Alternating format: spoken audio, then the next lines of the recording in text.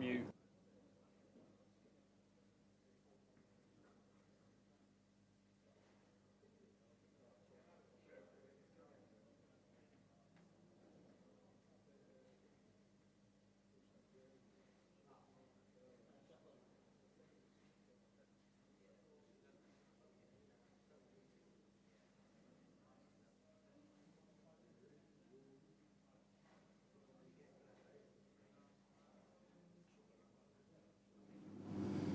128 players started in the Supreme Masters.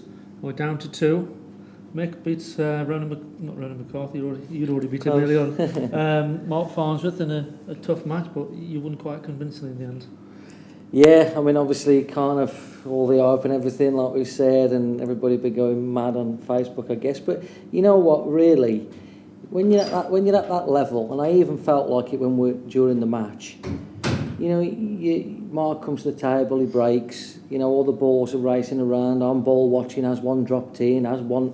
If they don't drop in, then you're both looking to see where they've landed. And I think, like, you know, I think at times it's really strange. Because I'll go to golf events and I'll go to tennis events and I go to a lot of sport events. You know, I love my sport and everything. And when you're there, they seem to get what's going on. Sometimes in the pool, I don't mean to be rude, but it's almost like a lot of the people that watch it still don't actually know what they're watching. Because when you get 2 players that standard like that, I could be the one that gets beat 11-5, and Mark sat here and he's discussing the match. I think people kind of get a little bit lost in what's going on. Do you know what I mean? So as it was obviously my day to get the chances, and then you've got to be good enough to take the chances. I think you found out in the last event, the second one in the Supreme Pool Series, when you played Phil, you didn't get the chances, and Phil just froze you out of the match. So as you know, it can go that way. Well, there's been so many occasions where, you know, we played at the Wheelhouse once in Nottinghamshire or something in a pro final, and I remember I was 7-1 down, and he hasn't had a go till he's 8-7 down, and then I don't get a go, and I'm shaking his hand, and he's won. And I just think we understand by now what can happen, and you know, to coin a phrase, I think we get what's going on. So we just play now. You just play. Whereas kind of, you know, sometimes, you know, you can get a bit caught up in, you didn't pot a ball off the break and this happened. Well, we know all this, don't we? You know, it's like we've played long enough. So yeah, I'm happy to have the win, and obviously another battle with Phil in another 10 minutes or so, I suppose. Okay, Phil, you had a good win in your semi-final. You were down, weren't you, against Max? Yeah, I think I was on those. I don't know whether it was 3-1 down or whatever, but I was struggling. My hearing aid battery went flat, and so I had to run to the car and sort that out. And so recharge the batteries. Yeah, I cramped just before the match, so yeah, quite funny really. So interesting. Good preparation then. Yeah, so then I've missed a couple of balls by a mile, but yeah, I managed to just regroup and. To be fair to Max, he missed quite a few chances, and normally when I've played him before, he will take those chances. But he's had a good run himself to get to the semi-final. So yeah, I don't know if he peaked or what. But well, it's always hard to play you guys, and obviously he knew he was second favourites and it didn't quite get to there, but like you say, he had a great tournament.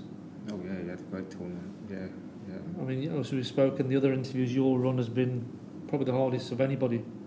After losing your first match and coming through against Chris Manley, Ronan McCarthy, there's that many, Appleton, you've done well to get back to the final. Yeah, you don't realise when you start, do you? You sort of all of a sudden then you realise when you're sat here what's happened. But, you beat Clint as well. Yeah, Clint is So Clint this morning. So yeah, it's been some good names, if you like. And yourself, you've had tough draws. You beat Mark. A big match for you. Yeah, well, obviously Chippy the match before, he won the World Championships 2:16, and he's unbelievably dangerous when he hits a gear. Champion. Yeah, Lakin's another one. When they hit a gear, it's kind of. I think you come here and you realise that everybody can play, but that's a really good thing. When I do a lot of coaching now, plugging it. If you want some coaching, let me know. But now I do a lot of coaching, and when we work on like the mental side of stuff, I never had any coaching when I was a kid. When I used to go to the tours, I made a point of watching yourself, watching Keith, watching Darren, Phil, Carl Morris, because you were the ones that was winning the tournaments when I just first come on the scene. And yeah, you're kind of like you think, oh yeah, I understand why that's happened. And in truth, you're trying to think, oh, I wonder if he could have done that different. Maybe he could have done that, etc., etc., etc. I used to watch the old embassy videos from the World Championships and try and like pick bits and pieces. But one thing that I never really had was coaching, and I never really understood the mental side of the game, probably up until around about 7 or 8 years ago. And a bit like what we spoke about before, not necessarily I'm as consistently playing as good as I was before, even though the Mark Farnsworth match was something like how it used to be, if you know what I mean. Mm-hmm. But because like you know how to mentally like put yourself out of that like negative mindset, or because you know how to deal with things, then you can overcome the fact that maybe you're not quite playing as well as you want to. Whereas I only really discovered that when I started playing American pool, because when you play an American pool tournament and you fly Japan or wherever you go to, and there's 64 players in that field, 50 of them are going to be full-time professional players, because you don't get on a plane and fly to Japan if you can't play. Mm-hmm. The other 16 might be, the Tokyo number 1 or whatever, but they can all still play. Mm-hmm. So when you go and you draw Ralph Souquet, or you draw Strickland, or you draw Darren or whoever, you're not bothered, because all you're thinking is, can I get the wing ball? Maybe can I land on the one ball? And am I good enough to run out? You're not even interested anymore who you're playing. Mm. Whereas the mentality with the UK pool, because there's a lot of amateur stroke professional overlap, there's a lot of mental weakness, I think, and it might be giving the game away a little bit, but all I'd advise to these really, really good players, first and foremost, are you believing in yourself enough?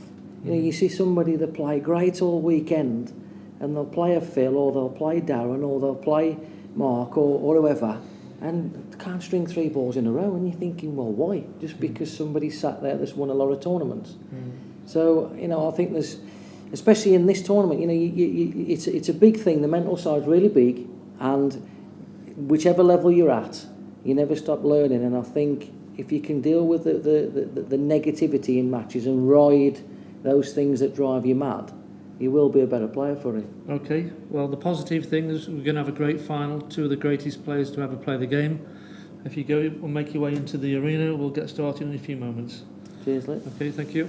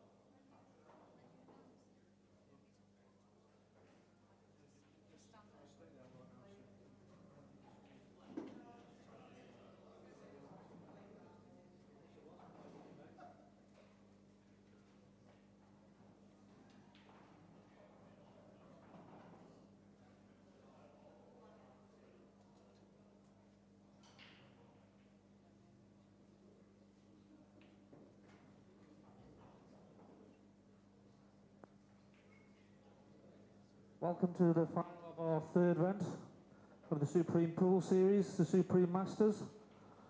Our referee for today is Viv Rusko, and Rick Lloyd will be the timekeeper. Round of applause, please. Thank you. Okay, making his second final. He won the Supreme. Just bear me a second, I'm going to mix. The toilet. We'll all fire a second. He's wiping his cue down 2 seconds ago.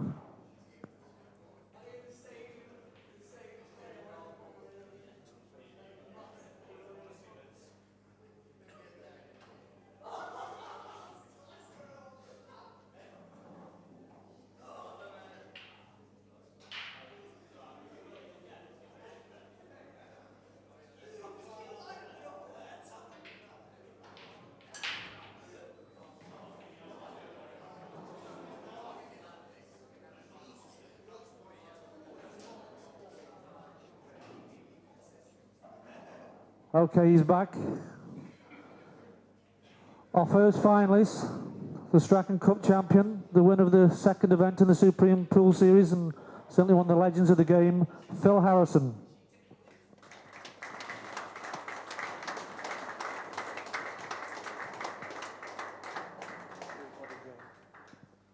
And not that he needs any introduction, one of the greatest players ever to grace our sport, current world champion, Mick Hill.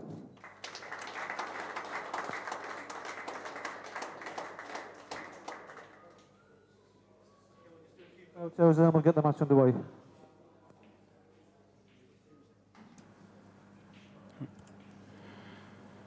Well, there we have it, everybody. Players have been introduced. I'm James Gregory. Sat here with Gareth Hibbett.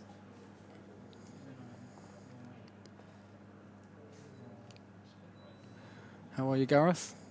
I'm fine, James. Good to be here to watch this game. It should be an absolute quality match, I think. They both played superb pool to get to the final, so it's a lovely trophy as well. I've not seen many like that in pool. So As big as it looks on that screen, it is that big. It's a monster. I think it'd be nice to fill that with champagne, I think.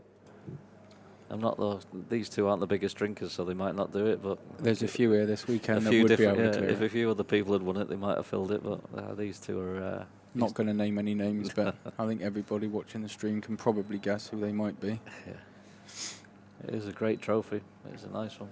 I'd also like to welcome the Supreme Pool Series sponsor from Haywood Pool and Snooker, Laura Martin. Thanks for the sponsor, Laura.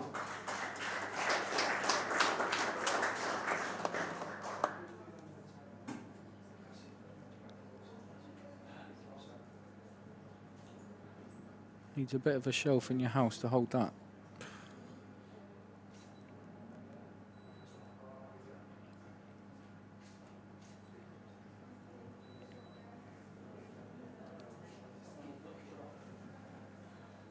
Again, it's a best of 21 frames.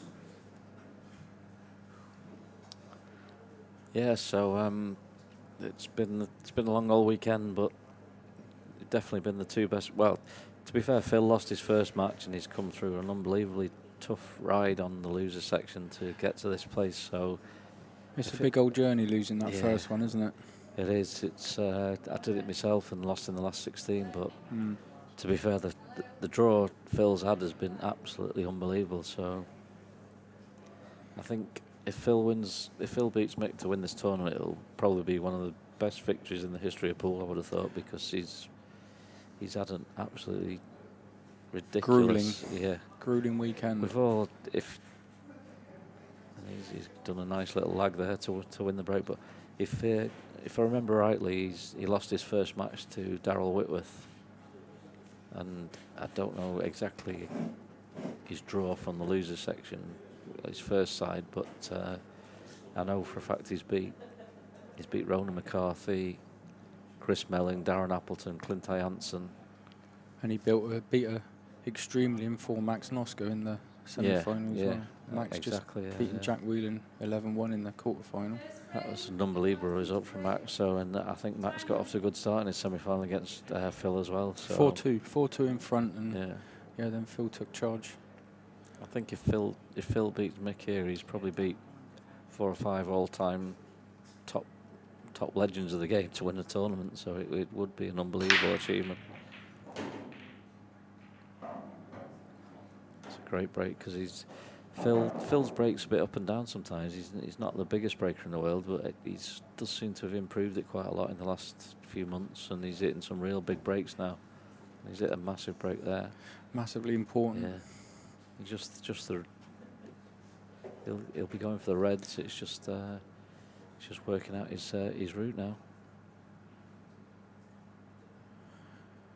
We were saying on the stream earlier on the other table that these guys that have made the final, it's not just the pure pool ability that they're showing, but the mental ability to get through such a long weekend. It's extremely hot out in the arena, and it is. It's the mental discipline to keep focused. I think Mick had a match earlier on with Craig Lakin where he's gone from 8-3 up to 8-all, and it's hard to keep your focus. You feel like the momentum's going the other way, and he's turned that round to win 11-8. And everyone has a couple of close games when they win a tournament. Phil's had a few close games. Yeah. Like I say, he's played some of the best players in the world to get even to this stage. So Phil's definitely had the harder route, but as the tournament's gone, I think they probably have been the best 2 players, and they are the rightful finalists. So Phil's just going to be looking at leaving himself in that gap between the 2 yellows on the right hand side of the table, so he can take that red down to the top right corner. That's his tricky ball, really. Mm-hmm. Do you think it might be more beneficial, or does it take it out of you if you have a harder route? Does that get your focus, or does it become more draining in the end? I think you do like to have your breaks, James, to be honest. It is nice. If you lose your first match in this double eliminator fight, double elimination style of pool, it's just about okay, I think, through that gap to get that red. Yeah, in double elimination pool, it is quite it's a massive thing to keep your extra life in, but Phil lost his extra life in his first match. Lost 11-6, I think, to Darryl Whitworth, and he's had an unbelievably tough draw to get back in, and he's actually just not free rolling, but he's in a position where he's lost a match, and he's found himself in the final. He's made a few quid already, and I think he'll be sort of quite happy where he's ended up. Yeah, because he's beat. I think. Well, you said it, didn't you? Melling, Appleton. Yeah. Roland McCarthy, Clint Janssen. Yeah. So his first losers match was Tony Halpin, and then he's had Zach Shepherd, and he's had loads of tough games.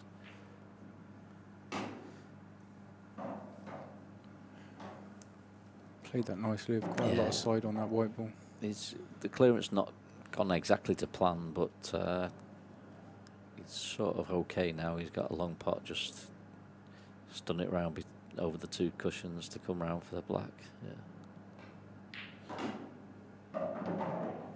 Play that lovely, yeah. Wasn't quite how he planned the finish, but he's got them nicely. Yeah. He'll be happy with that start.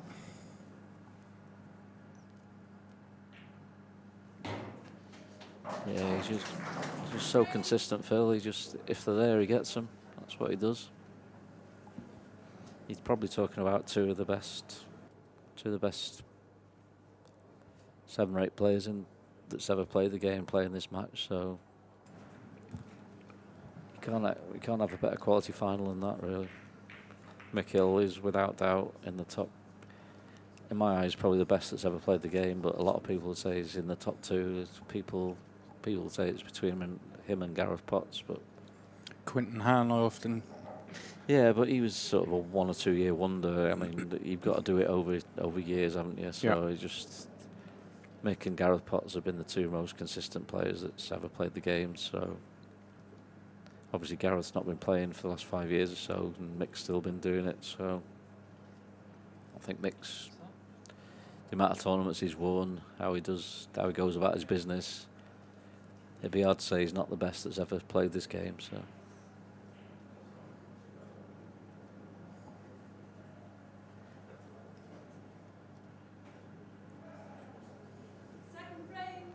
They're good friends, these two, as well. They've always got on well, so I'm sure they're both doing quite well out of this final. They're both, I think it's £13,000 the winner. Yeah, 13,000. Yeah. Certainly nothing to be sniffed at. No, but it's funny because I've just sat and commentated on Mick's semi-final, and I don't think he had a dry break, and he was dishing virtually every break, and suddenly he's playing Phil, and he's gone dry, and he's left Phil quite a, looks like, which is a very, very gettable finish on the reds here. So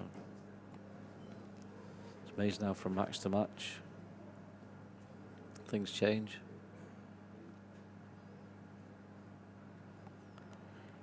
Doesn't look too many problem balls. No, he'll take his extension now to work out his angles, I think, work out his finish. I'll have to hurry up.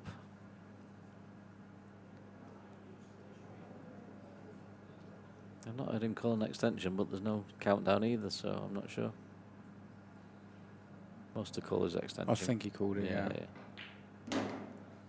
So yeah, he's going to... That's probably the one red. It was, yeah. I think he's going to take the red between the yellow and black now, just to come out, get rid of that one. He's going to leave the one over the left middle. That'll be his last ball for the black, I would have thought, if he'll come back down. Take the one in through the gap and come back out now and take this bottom red. I think his plan will be to leave the one over the left middle for the black if he can. Pretty basic stuff, really. Might not leave a gimme black, but he'll leave a Give himself a chance. Yeah, he'll leave a 95 out of 100 black at least, so he'll be more than happy with that.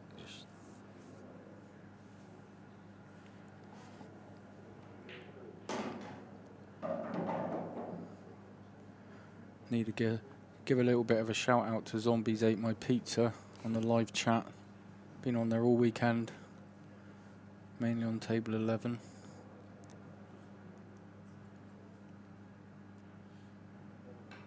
Showing his support for the series.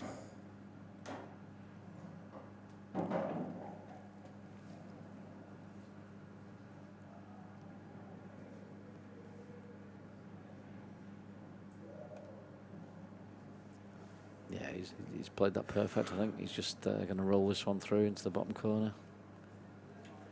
Just leave himself an angle. I don't think, I think that's where he wants to be. He's looking at leaving a cut. He wants to be, he doesn't want to be leaving a cut. He wants to be straight on his last, just to roll in and nestle on the cushion. That's it. Then he's going to leave himself a black that's virtually unmissable. So what he'll do is he'll stun up, make sure he passes the yellow. That's it. As long as he's past that yellow and in this half of the table, he can't fail, really.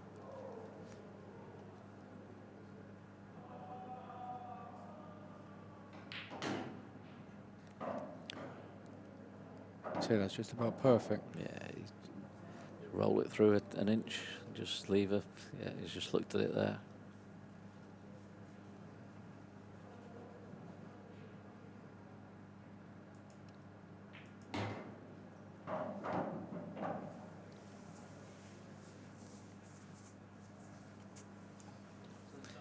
I think he just probably dropped this in. Some people have done it across. It's a 50-50. It's personal preference, really. Yeah, just roll it in.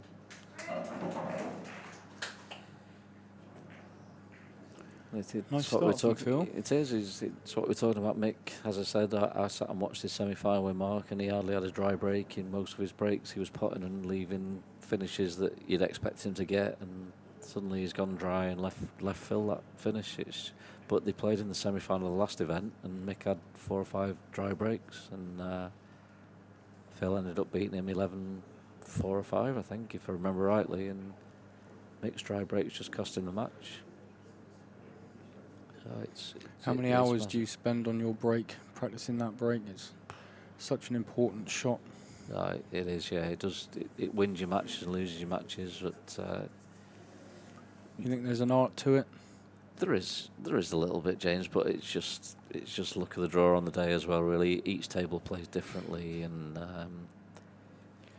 we play a lot on the blue cloths now in other events, and those cloths break differently than these green cloths as well, and it's just how it falls for you on a certain day. If it's your day, it's your day. Do you think the shark racks made it a little bit more consistent with all those balls touching rather than the triangle? Probably, yeah, but you still no guarantee you're going to pop balls. You do get a good split, but there's still no guarantee you're going to pop balls. I've noticed actually lately Phil's changed his break a little bit, and he throws his body at the ball a little bit. And it's been working for him on these shark racks. I don't know if we'll see it from a proper angle here, but he sort of stands up as he's hitting it, and there you go. He really throws his body at it now, which he never used to do really, and it was never Phil's biggest thing, his break, and he's really hitting them well now at the minute. We did a couple of commentaries on Craig Marsh over on the other table, and he hadn't noticed it himself, but looking at it through the commentary, he was potting nearly every single time in the 2 bulk pockets off of his break, nearly every single time. Not going in any other pockets, but it was those. And we did sort of question him afterwards if he'd been practicing his breaking. He said he had been practicing, but hadn't realised in the match that that's where his balls were going. But it was ever so consistent. Right. I do tend to get a lot going sort of behind the baud line and maybe knocking each other in and different things. But yeah, it's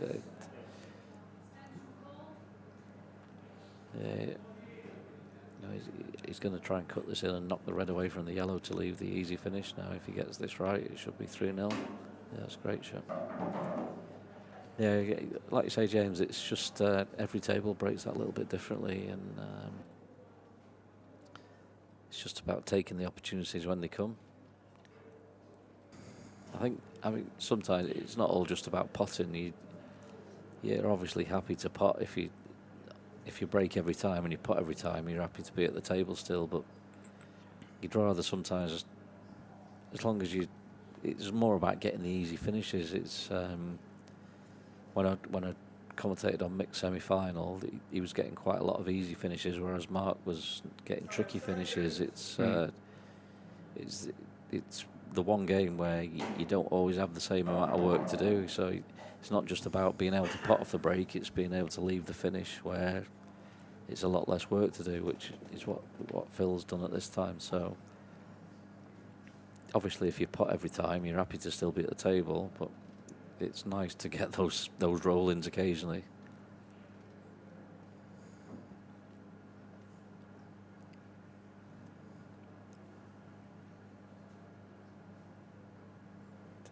As long as Phil leaves the right angle on his next ball now, I think he's 3-0. He might be a bit short there from that angle. Yeah, he's a bit short. Yeah.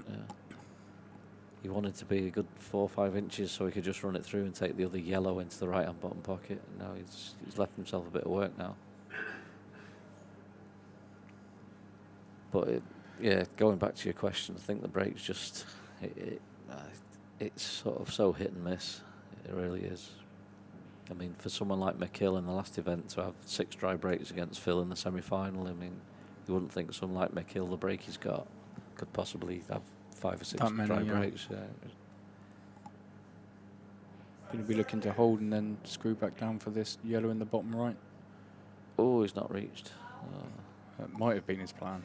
Yeah, like you said, he didn't want to leave his next yellow too thin, so he was trying to make sure that was dead weight.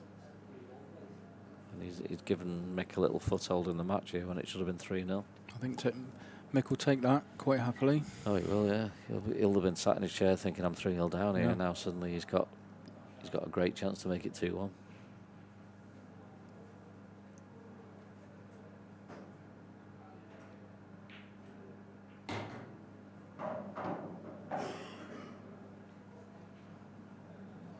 He's just used his free shot there to not one of Phil's yellows slightly safe and open his finish up nicely. Even at such an early stage, that can be quite a turning point. What should have been 3-0. Especially in races to 11, it's enough. Yeah, to get into the game. It's a good race, yeah. But you don't want to get too far behind too early. No.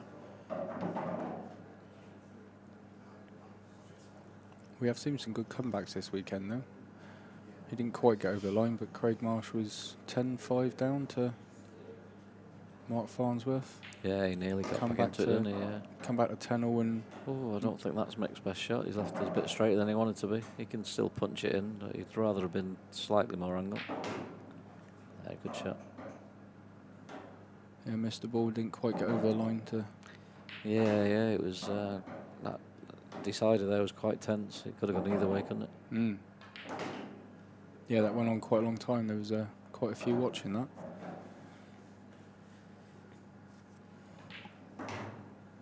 Mick gets his first frame on the board. Yeah, Phil will be a bit disappointed with that one. He's had his chance to go 3-0 up. Quite an easy chance by his standards. And one loose shot really made it trickier than it should have been. And suddenly it's only 2-1. Yeah, these must have played each other. It'd be hard to guess, really. At least 40, 50 times, I would have thought, over the years. These must have played each other. And tournaments and they've just played each other in the World Rules World Final 2-3 months ago as well. So yeah. Mick beat Phil 10-7ish, 10-8, I think, maybe 11-7 or 11-8, something like that. But yeah, I'm sure they've played each other 30, 40, 50 times in big matches as well. I was going to say, not just your tin pot tournaments. No, proper stuff, yeah. So, but to be fair, they're both on decent money now, and that takes the pressure off a little bit, and they can sort of let their arms go a little bit now. I'm sure they both had a good weekend now, pay-wise, so they can just let their arms go and play some enjoy ball. it. Yeah. You enjoyed playing them over the years? Yeah. To be fair, I've probably got a better record against Mick than Phil, I think, over the years. Yeah. Me and Mick are pretty even, I would have thought, and Phil's probably had the edge over me by a couple of matches here and there. But yeah, I've had great games with both of them. Yeah. Massive break that Mick hit there. You're looking at reds here? Yeah, I think it's got to be red's change. Yeah, he's just play the plant first shot. Oh, he could sneak through. I thought he could. Don't think he's looking at maybe developing the black, but I don't think he really needs to do that. I think he'll just come past the black, take the red by the yellow next. It's a lovely shot. Yeah, because that yellow red in the middle there goes down. Yeah, he's not taking any time here, Mick. He's playing quite quick. Very methodical, isn't he, when he's playing? Make sure of everything. He didn't play that quite as he planned it, but he's not turned out too bad. I think the red he's closest to does go past. I think he was trying a bit to stun into the red just above that. Maybe he can sneak this one past the black.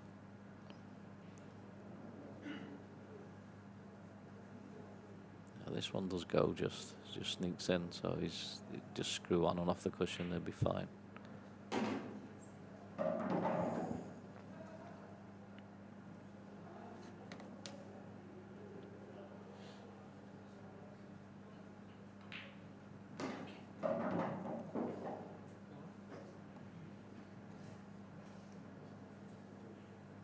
Sort of made this. He was never going to miss the finish, but he sort of made it slightly trickier than he could have been. Yeah, I don't think. Because Mick's known for his cue ball control. He's probably the best in the world ever that's at keeping the white under control. And if he'd have mapped out that finish, that wasn't quite the way he planned on going. But he was still always going to get him. But that wasn't the way Mick would actually plan to get him, really. So he's having a little grin to himself there. So this is what happens, Phil. This is one chance, and suddenly he should be 3-0, and it's 2-2. 2-2, yeah. Mick's not really had anything to do to get back to 2-2. Been on table 11 quite a lot this weekend, but I haven't noticed. Have you been on this table? I played on a once, James. Yeah, yesterday. Yeah. It's a nice setup. It's lovely, mate. Yeah, it's beautiful. It's very reactive with the lighting and things like that, and it just plays a little bit quicker and more reactive than some of the other tables. It is lovely to play on. I know Mick likes playing on it with the people around and stuff. Certain people just like having a bit of an audience to play to. Yeah. Like Mick and Chris Mellon and people like that. And they do up the game when there's a few people watching.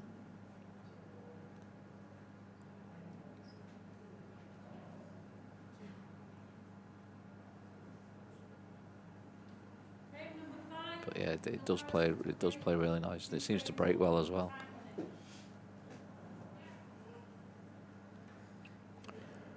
Let's see if it breaks well for Phil.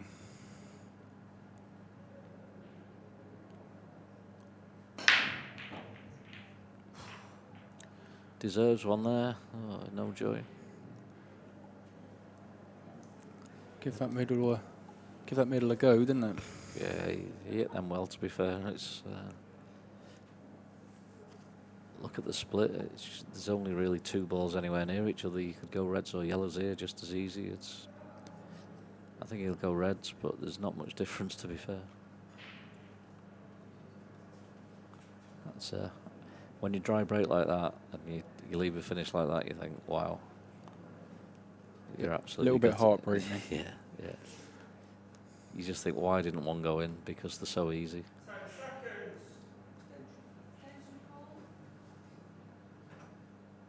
It's like we were talking about Phil missed that chance to go 3-0 up, and now he's going to be 3-2 down. He's not had another shot apart from his break.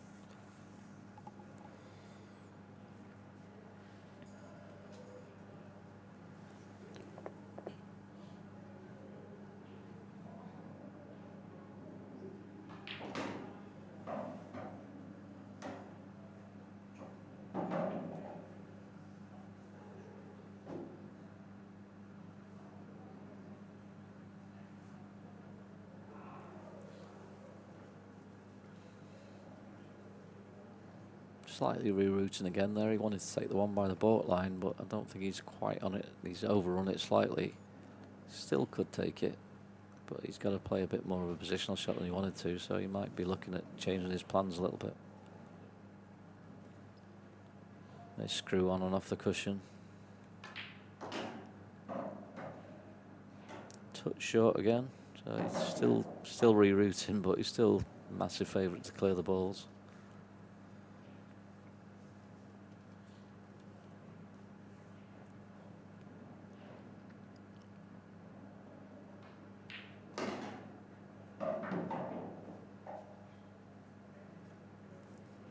Just roll now, really, I think, James, isn't it? Just corner, then obviously the one by the yellow. Yeah. I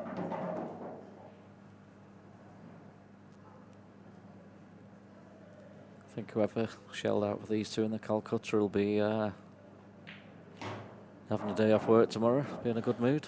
I think Gallo and Casey had all 4 that was in the semis, I think. Wow.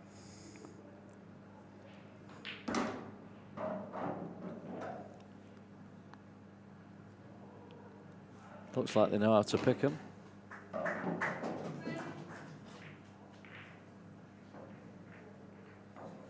Not a bad weekend's work. No. Well, with Phil and Mick making both.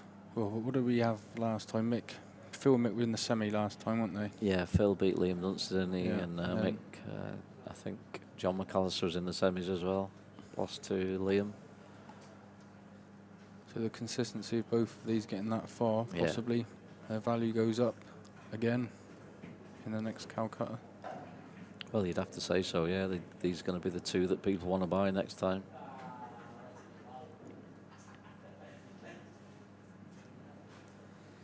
Especially with the route Phil's had, like we're talking about, to lose your first match and to be in this situation now where he's in the final. He's had an unbelievably tough run on the loser's side.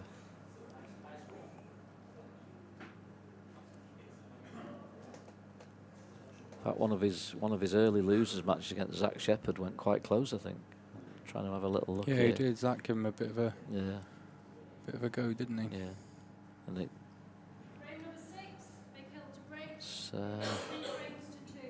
it's a hell of a run.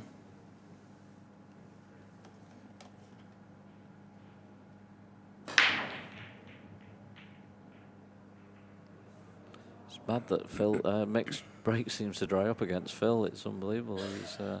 I know he's dished his last one, but in the last semi-final he had 5-6 dry breaks, and he's just, I think 2 out of his 3 now he's gone dry. Whereas pretty much anyone else is potting.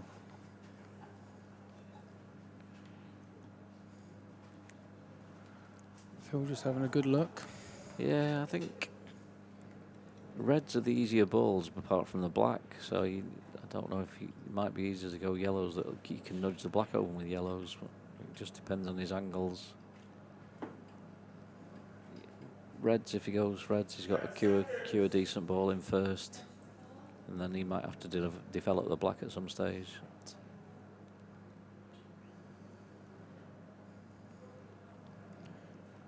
Obviously needs a bit of thinking. Phil called for the extension. Yeah, it is quite a nice wide open table. It's just getting these first couple of shots right. If he gets these first couple of shots right, it should be quite comfortable, really.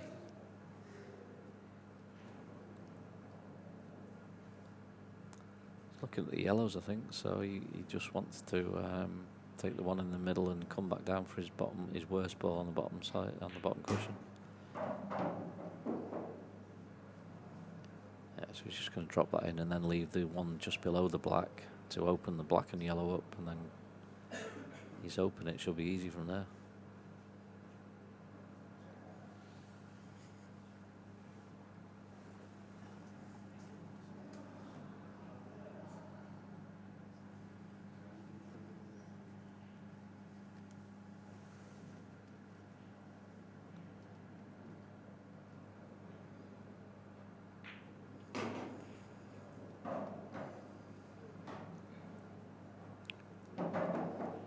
Probably want to screw this to make sure you got a shot on the next yellow. If you just play it plain ball, you could stick on the yellow, but you just got to be a little careful where the black goes if you screw it. Just sort of gentle screw, I think. Just make sure the black's not too near this corner bag. Yeah,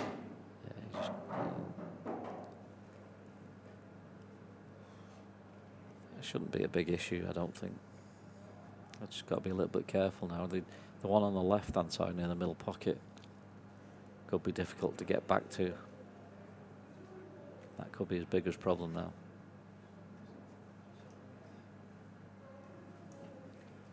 He's got to be a little bit careful about his work.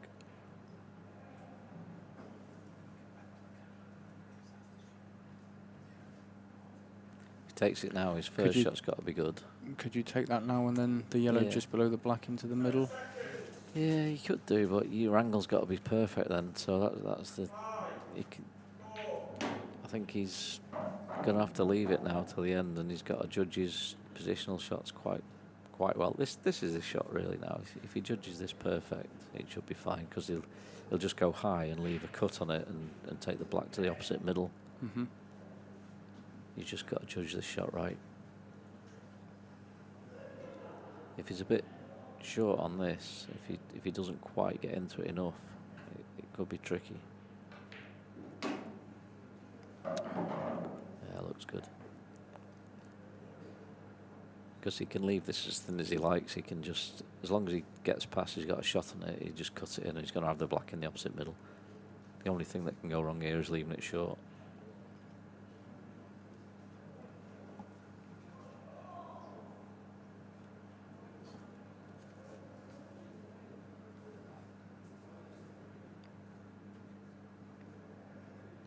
Looking at a couple of options, maybe he's straighter than he looks.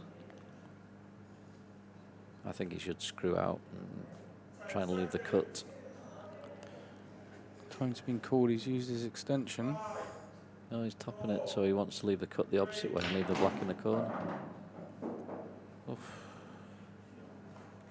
Great shot, but it was a risky shot.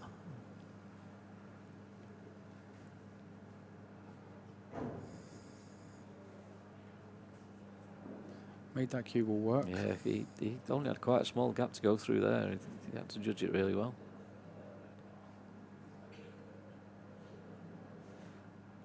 I thought he was straight enough there just to screw it with a bit of reverse side. There was a bigger gap to go into, but he's played it really well.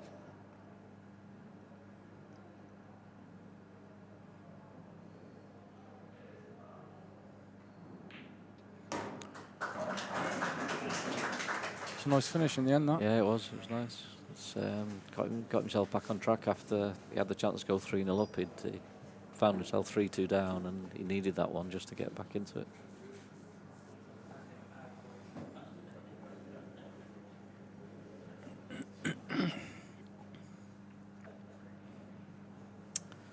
Yeah, it's been a good standard up to now. I think Phil's made one mistake. I don't think Mick's made any mistakes, really.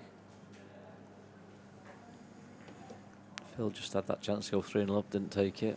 And suddenly it's 3-all.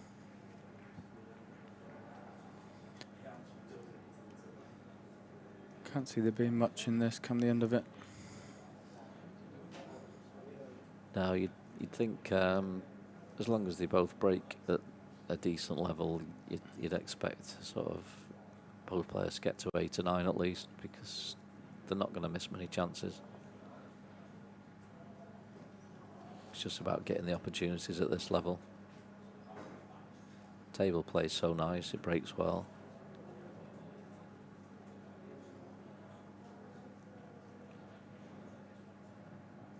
Shark rack helps with the splits, so.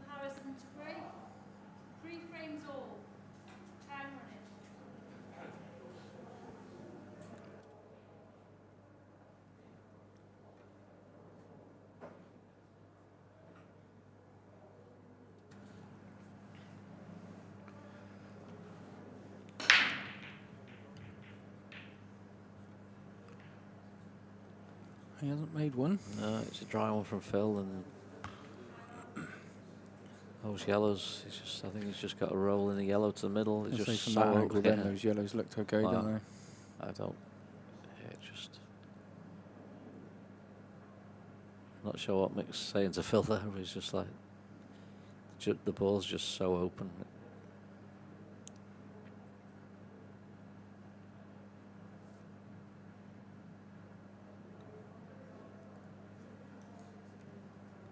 Literally has to just roll the yellow to middle, I think, and I think it's just a dot-to-dot finish. There's not one tricky ball on the table again.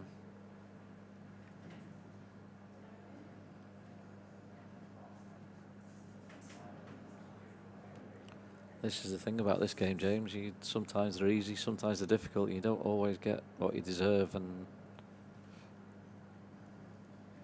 you might pull out unbelievable clearance and then the next finish comes out simple. It's just totally different to any other sport.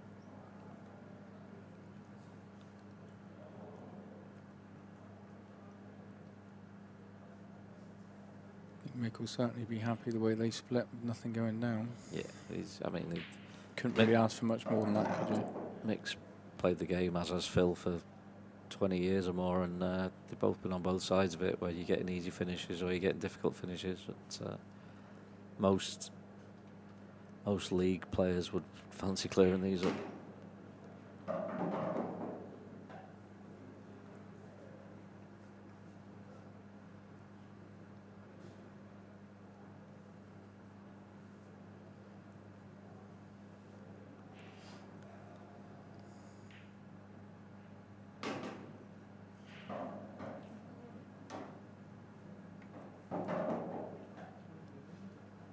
just drop this in now and take the one by the black next. Just try and leave himself nice and straight on it.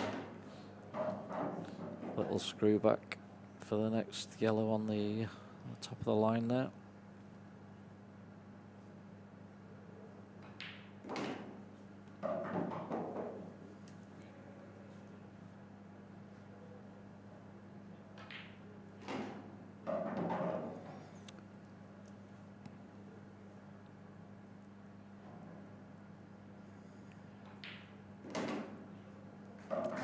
Yeah, be happy with that. Yeah, it was never in doubt really. As soon as the break was there, it was just never in doubt, never in doubt.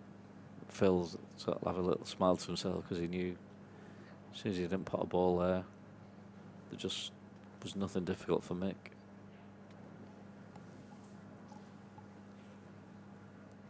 Just went about his business and rolled him in.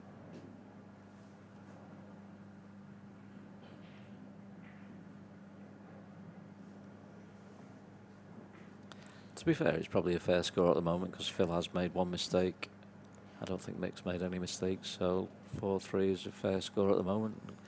Obviously, Phil will be a bit gutted about that break, that he didn't put a ball and left Mick an easy finish. But as the way the game's gone, I think 4-3 to Mick is probably the right score now. Mick to break. Yep.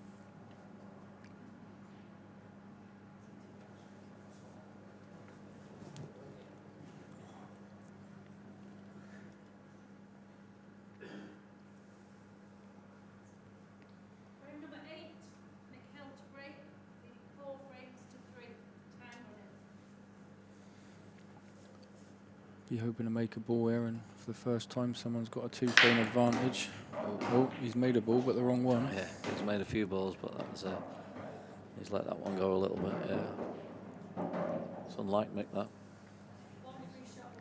Break's usually so consistent.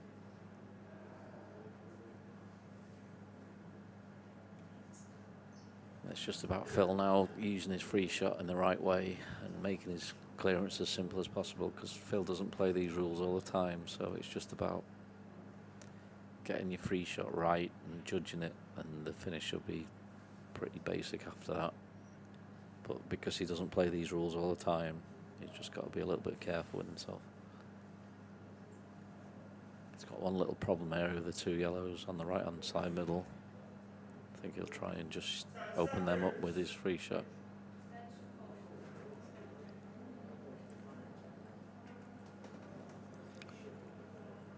Apart from that, I don't think there's too many issues, James, is there? Really? So the yellows are the pick. Yeah, he just. But just how you. Just be careful how he plays this first shot, and he should be there.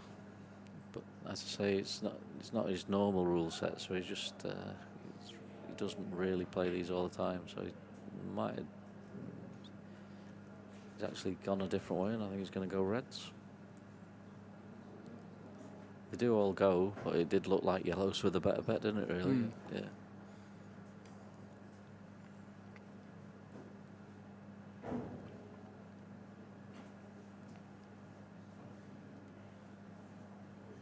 It is a pretty dot-to-dot finish now, really, though. They all follow on from one each other.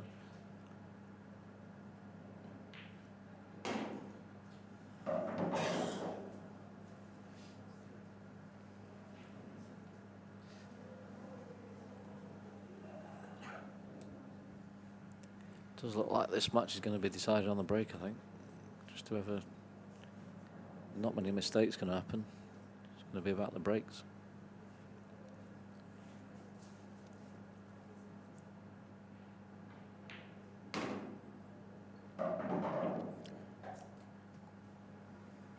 Touch more off straight than he would have liked. He'd like to be dead on straight with that. And he's just a little bit high. Yeah, he's gone a bit high and just. But I think he'd just run off the yellow to leave himself the angle he wants.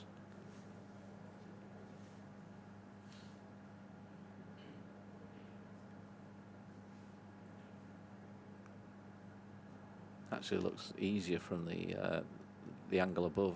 It's deceiving sometimes, isn't it? Just, that looks perfect from that angle, just to skim it thin. Yeah, the closer angle, it looked a bit more tricky than that.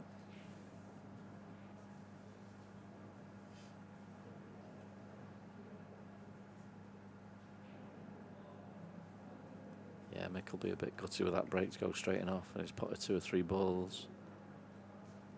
Chance to go 5-3 in front.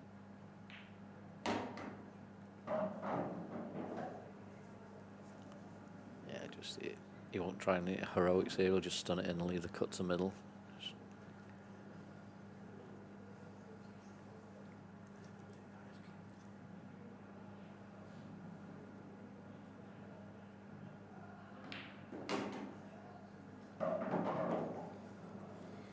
And we're back all square.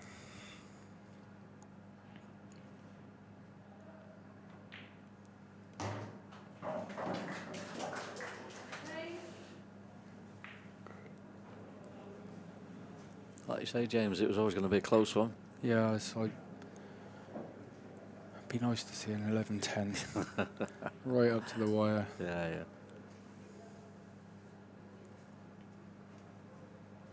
The way the balls are opening and the opportunities that are coming, you can't see many mistakes really. You can't see many scrappy frames because the ball's just opening so nicely.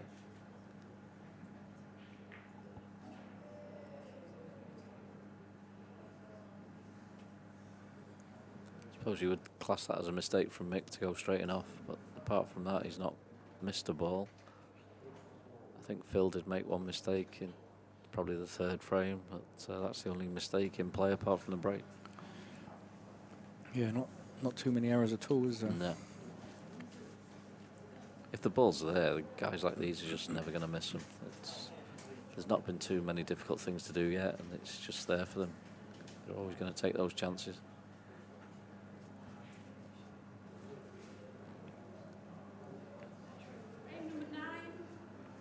You were saying earlier we've still got a decent crowd. It's good to see a few players that have been playing that still stayed. On the Sunday night, yeah, there's still a few watching, a few different ones coming in. And, where the format slightly changed, we lost a couple of rounds. Yeah. We can start the final a bit earlier. It's kept everybody here. Yeah, it makes a big difference. Yeah, it's still quite early, and we're still playing. We're just playing the final now.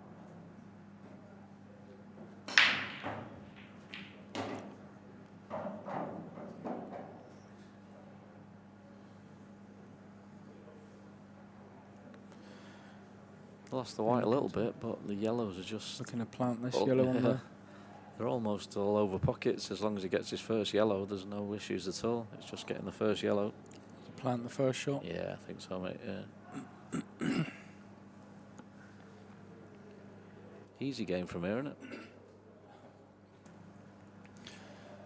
Yeah. Yeah, like you say, just roll that plant first shot. Unmissable, really. Can't see any issues to go in front. He's hitting some good breaks in this match, Phil. In the past, he's not been known as one of the big breakers in the game. His breaks let him down a few times, but he seems to have improved it lately. And like you said, he's just got that little standing up on that break. Yeah. It's not just about the potting balls, it's about leaving yourself easy chances, and he's leaving himself easy chances. He'd clear these for the rest of his life. He's not having anything difficult to do, really.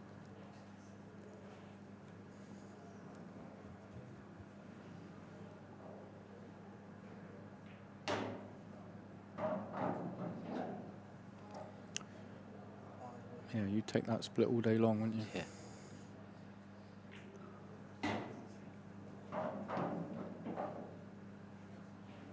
If you break 10 times, you'd rather have 3 dries if the other 7 come out like this than pot 10 times and be messy. It's just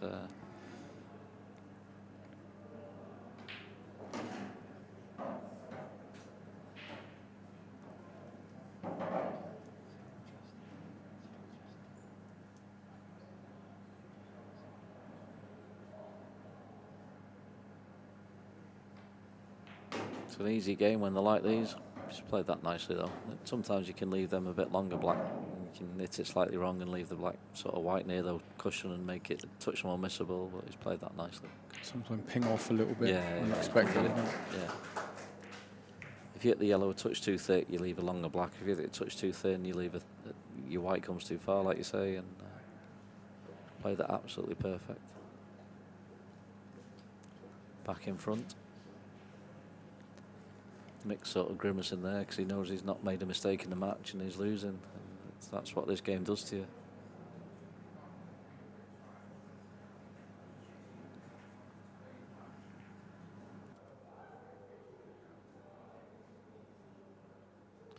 A few money games going on in the background there, I think. The places. Georgie Porgy. Yeah, a few people wheeled in the queues there, yeah. Likes a game.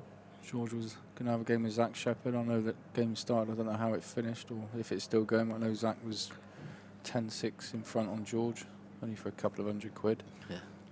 George, obviously being George, asked if it could be streamed. But I'm sure we'll all get a video about it tomorrow. Look forward to it.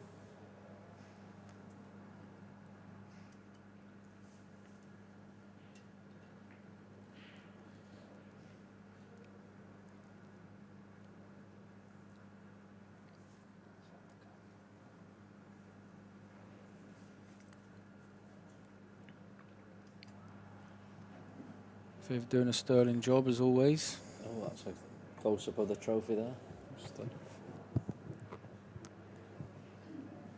It's a big old trophy. It is, yeah. One of these two guys is taking it home tonight. I think they'll be quite pleased with that trophy. It's a nice one.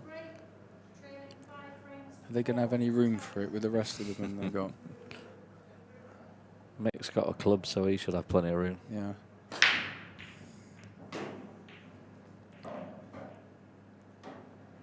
I love that. Beautiful split again. They're just coming out so nice. Absolutely, Reds is going to be Mick's choice, yeah.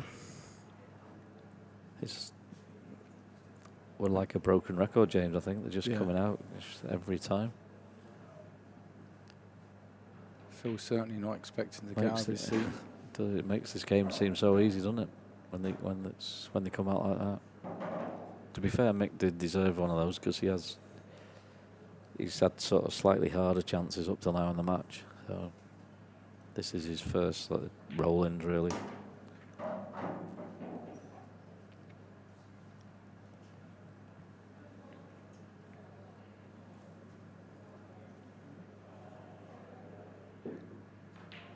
Phil's still looking interested there, looking over his shoulder, but he's like, he must know it's 5-all, I think. Perhaps he doesn't rate rate Mick after all. I don't think. I think his next shot will be a break somehow. Ooh. Used to the jaws there. It's turned out perfect.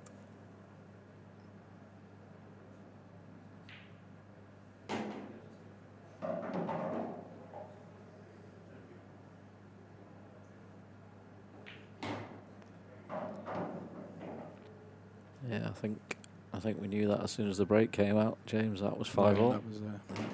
That wasn't going to take very long. It's as easy they come for Mick.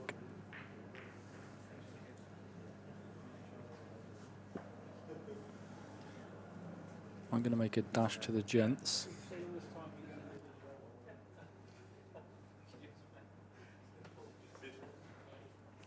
So we're sort of pretty much halfway through the game and still no separating the players. Hardly been a mistake up to now. I think Phil might have made one mistake, so it's just been all on the breaks, really. Phil to break next. He'd be hoping for a similar chance to get himself back in front.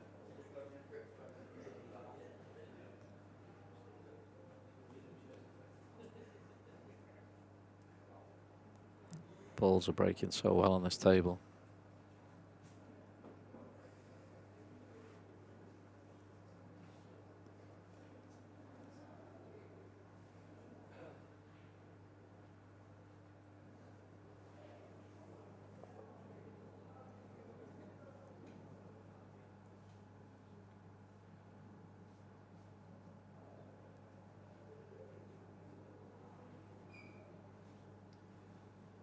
Frame number 11, Phil Harris can break 5 frames all. Time running.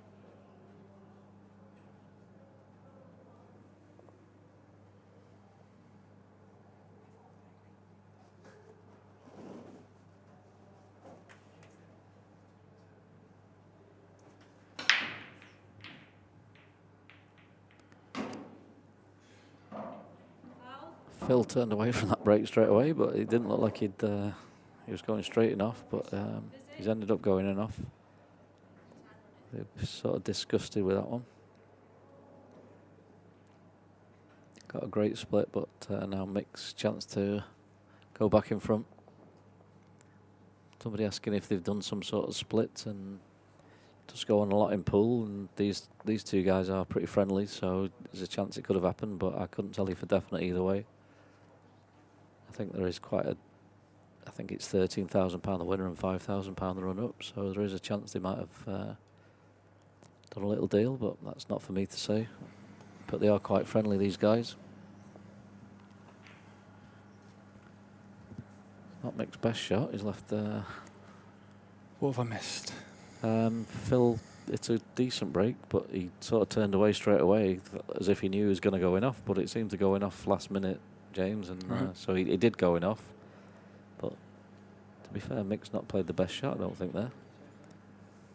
He's left a couple of his balls tied up. Obviously, he can use them later on. But he definitely should have played a better first shot. Left it trickier than it should have been.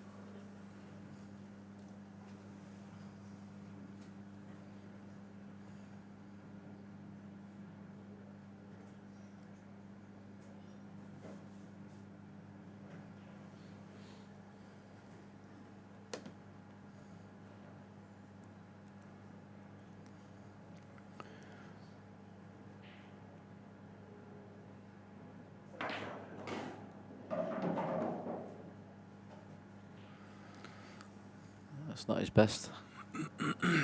Bit unlucky, really. He cued it well. He stunned it round nicely. But can you see that top red out the 2 and just plant that onto the one in the corner? It looks a little thin on it to me. Maybe he can play an off shot.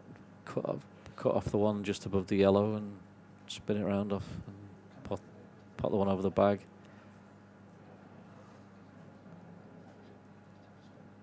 He's played a bit of a lazy first shot here, Mick, and it could be costly because the finish was there, and he's got a bit of work to do now. Yeah, so he's going to play this off the yellow.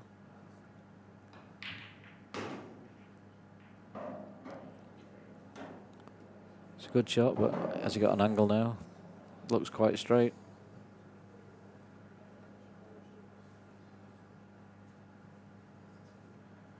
Does look a bit straight, doesn't it? Yeah. We were just going to get a good angle there, and he got in the way. What's he doing there? That's a great shot. Yeah, he just pinched the pocket. That's another one up for Mick. It'll work a bit harder than the last frame. Yeah, his first shot wasn't great there, and he made itself slightly more difficult than it could have been, but still nice finish in the end. I've seen him do one in, I think it was the same corner in, don't know if it was the semi-final or the match before. He went to just roll one into the pocket and completely missed it in the same corner, really.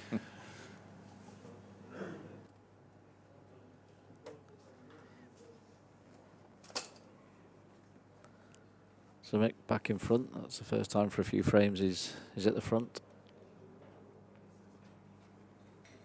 If he breaks like he can now, you'd expect him to go back 2 in front, which I'm not sure we've had a 2-frame lead yet, James, have we? Nope. Nope, not yet.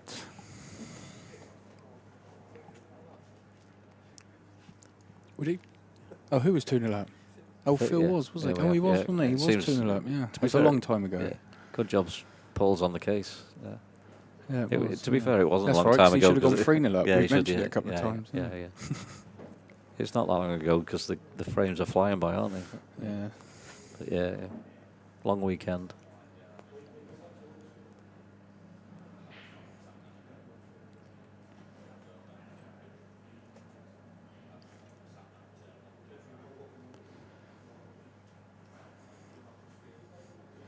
A 2-frame advantage at the start of a match is going to feel a lot differently than a 2-frame advantage towards the end of a match. Yeah, the balls are splitting so well and there's so few mistakes. It's any lead at this stage is massive, really. Frame number 12. Hill to break within 6 frames of That's 5. what Mick does. I think he went in off, didn't he, in the middle in his last He did, break. yeah. And then Phil went in off last break as well. Smash. He smashed those again. I don't think he can get a red, so he's going to have to go yellows and play the plant. Yeah. I think he'll be happy with it, though.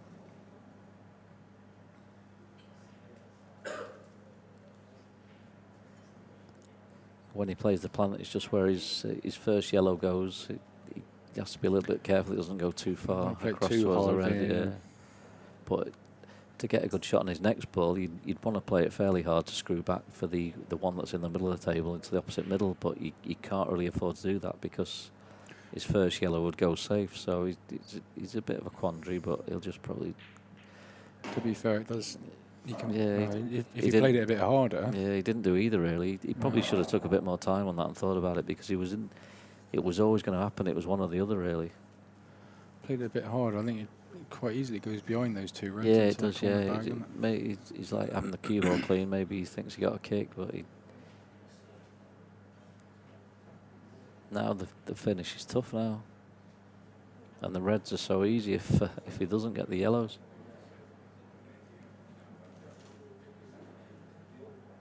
I think he might have to try and cut that one across that he's closest to.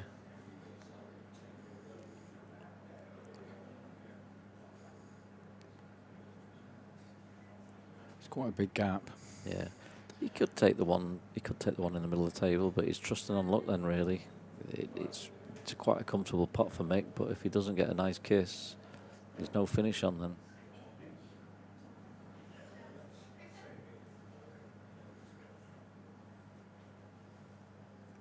He could play it long. I think if he was playing world rules, I think this one across the top rail would be... Yeah, just get definitely the pocket. Be the first shot. If it drops, it drops. If it doesn't, it doesn't matter. But he could drop it long to the corner and he's still in control. If he pots it, the finish is there. But if he misses it, the finish isn't there. So he's playing the shot. Yeah, he's playing. That's what we talked about at first. It's a great shot. It's a great shot. Yeah, it's probably one of the best shots of the match so far. That one, it's got him right. Yellow out as well. Yeah.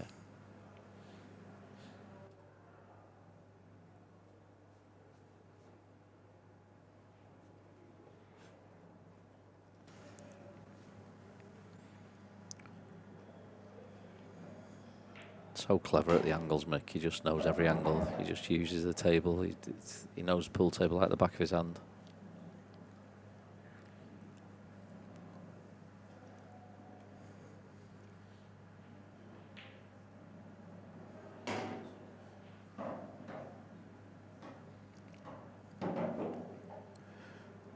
How many hours a day would you say Mick's still practicing? Obviously, he's got lots of tournaments and things that he enters, but it's hard to say, James, to be honest. I don't think he plays anything like what he used to, but he's got that background. He plays Chinese pool. I think he still plays little bits of snooker here and there. And obviously, Chinese is one of his big things now. Goes over to China and does well over there. But I think he plays enough, and he keeps his break solid. If you're breaking like this and you've got the background that he's got, he's given himself so many chances to win frames. So I don't think he plays loads, but I think he plays enough to, well, he's looking like winning a tournament with 128 of the best players in the world in it. So he's obviously playing enough to keep himself at a real top level. So, I mean, if you speak to Mick, he says he hardly plays, but I'm sure he plays just enough to keep himself where he needs at the level where he needs to be. He's 4 frames away now from winning a massive tournament, so I'm sure he can't do that by not playing the game. Especially, I think Darren's back in the country now, and him and Darren are good practice partners and good friends. So maybe him and Darren have been having. I've not spoken to either of them about it, but with Darren being back in the country, maybe they've been having a few knocks now, and that's helped get them both a little bit sharper for the game. Because I think over the last couple of years, Mick has sort of dipped in and out of it, and he's lost a bit of interest with he's gone more onto his Chinese stuff and things like that. So I'm not sure if him and Darren have been practicing a little bit together, but he does look really sharp.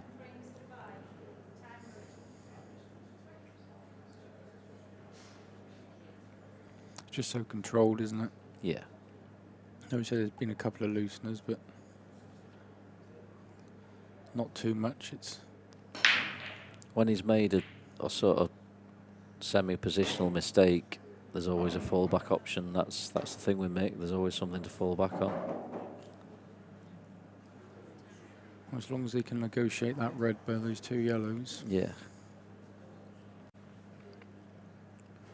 Phil should be pretty happy with that split.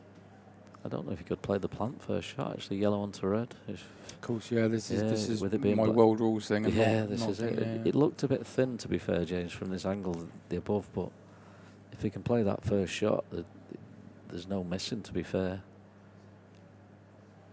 Maybe a touch thin on it. He's got plenty of options to go into it, so he doesn't probably have to risk it. It does look quite an easy shot, to be fair, because he does play world rules. Maybe he's not seen it, but it can't really go wrong when you've got ball over that pocket. You'd be really unlucky not to have a shot on it anyway. 2 world rules players making a black ball final. Yeah, yeah. To be fair, I think Mick will just play pool whatever now. He plays different. He plays don't play American so much now, but he'll play Chinese. He plays all different sets of rules.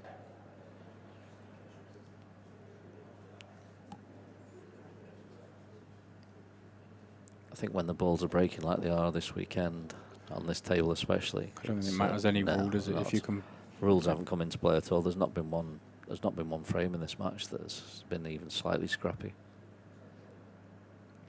And I think when there was the first 2 events that were world rules, I think the deliberate fouls in the whole tournament you could pretty much count on a couple of hands. Definitely. Well, it's the first event. It was 2 Scottish guys in the final who didn't play world rules at all. It's just, this is, like you say, this is 2 world rules players in the black ball. It's just about potting balls, really.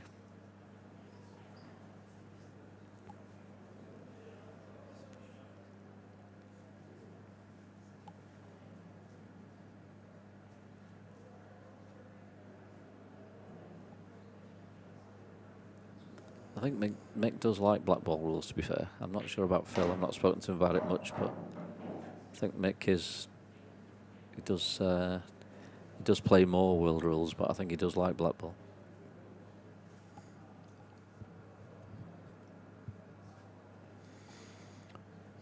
You know, the local leagues from where I'm from is all really world rules, but certainly seems to be a bit of a feeling that there's a lot more players want to get into black ball. Yeah, I think most of the money matches these days seem to be black ball, and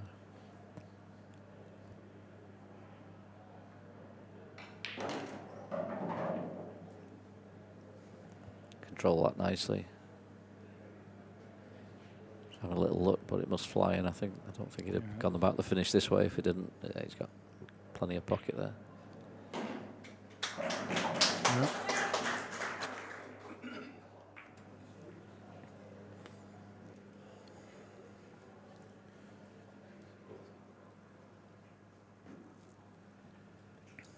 Phil's not going to let Mick get away. No, it's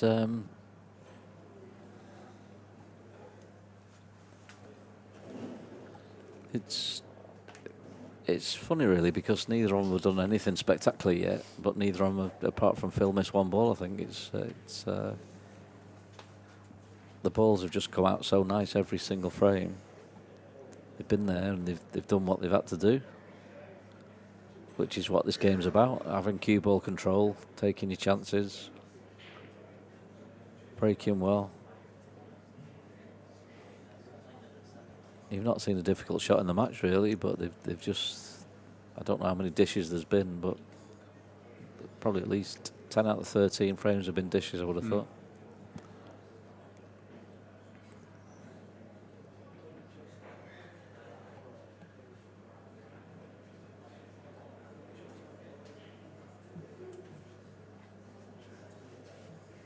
Frame number 14, Mick Village break, leading 7 frames to 6.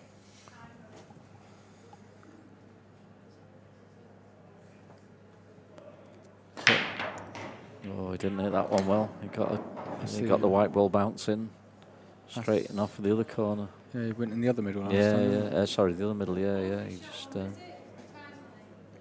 He does get the white bouncing quite a bit on his breaks, Mick.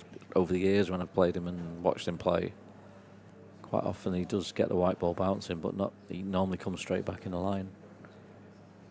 But that's a big mistake. That's pretty much looking like 7-all, I think. Is he going to look to get this yellow off the rail and then go yellows, or I don't suppose it really matters too much, does it? What? I suppose you might as well get it off the rail. Yeah, well, you could just. To be honest, I might even contemplate knocking the red away from the black, just making the black a bit easier, and then go yellows from there. And there are a few options. The black does go in enough pockets, but if you just widen it out, open it up a little bit more, makes it slightly easier.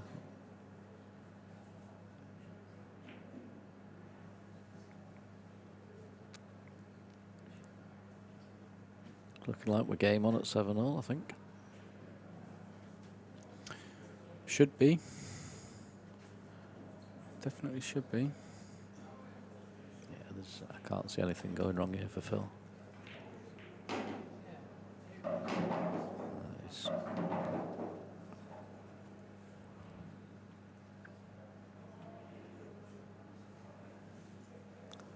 It's an easy game when you watch it like this, isn't it, James?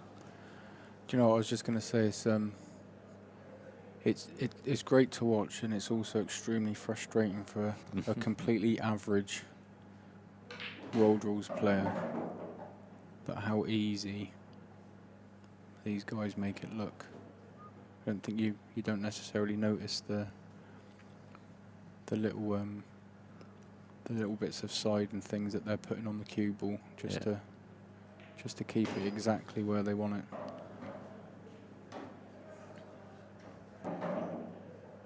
Such fine lines. It is. It's all about precision. This game. Keep your white ball in the area you need it, and it's pretty simple.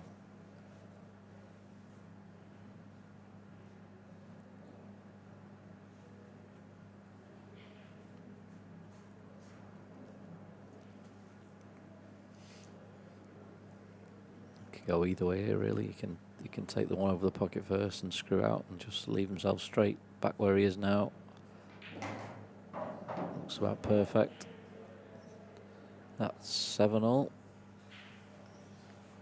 Commentator's curse, Gareth. I'll buy you a pint if he doesn't clear up here, mate.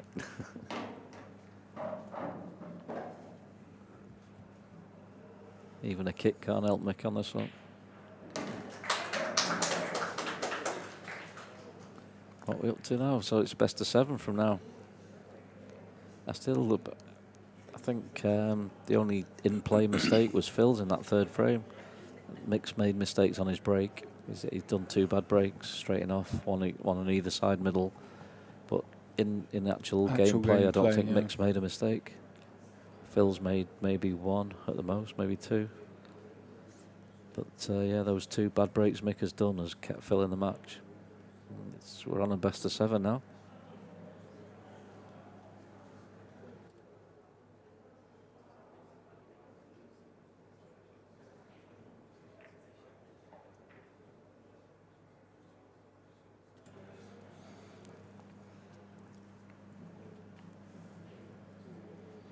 Maybe your 10-10 call from earlier on is going to...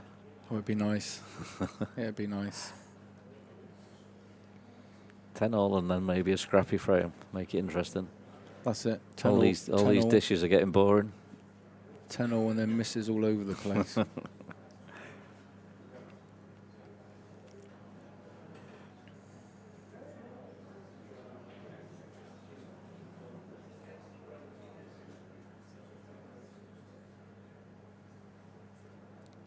Referee making sure those are nicely all touching. They've been splitting well all match, so I don't see any reason why they're not going to keep splitting well. Done well, the referees. It's a long weekend for them as well. Lost the comments. Frame number 15, Phil Harrison to break, 7 frames all. Time running.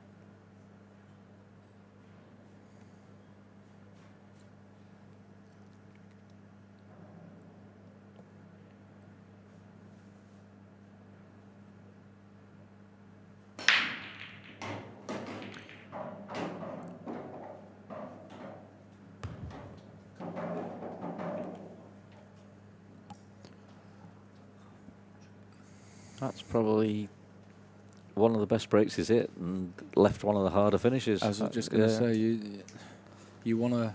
They're tough. They're pretty tough. Because he's only really got a red for starters, but he's no real way of getting on his bottom red. That's in amongst those yellows at the bottom end. That's tricky. It's probably the trickiest finish we had in the match, I think.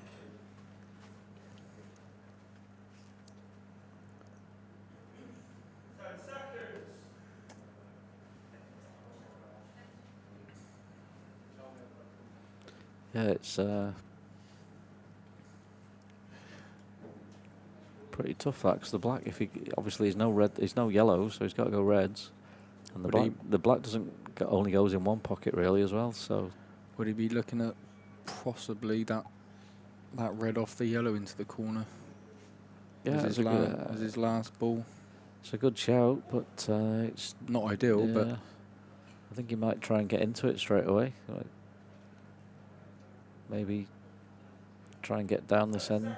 He's playing a double on a yellow, I think. And then maybe he was trying to leave another double. I think he was going to start with 2 doubles and then go game from the 2 doubles, but he's not good on the second double. And he's not on anything, I don't think. To be fair, those 2 reds, he's just not that red. Yeah, he's made that awkward up there anyway. He's got a bit of control, like you say, James, with getting on the yellows, because the red's going to be tricky now, whatever shot he plays, so he can maybe try something. Maybe he can cross-double this yellow. Or is he on? He might be on this one. Just past the black. Cross-double, or maybe in a treble. It's a great shot, but I still don't think he's not on anything apart from the one behind the black. Maybe cut across. I think he's got a plant if he wants to take it. Yeah, it's. I think he can cut the one behind the black in. I think the plant's a bit risky because you're leaving shots if you play the plant. He is good at these sort of shots, Phil. If he's gone 2 doubles and he gets the plant. 2 doubles of plant. Yeah. After that, it'll be easy.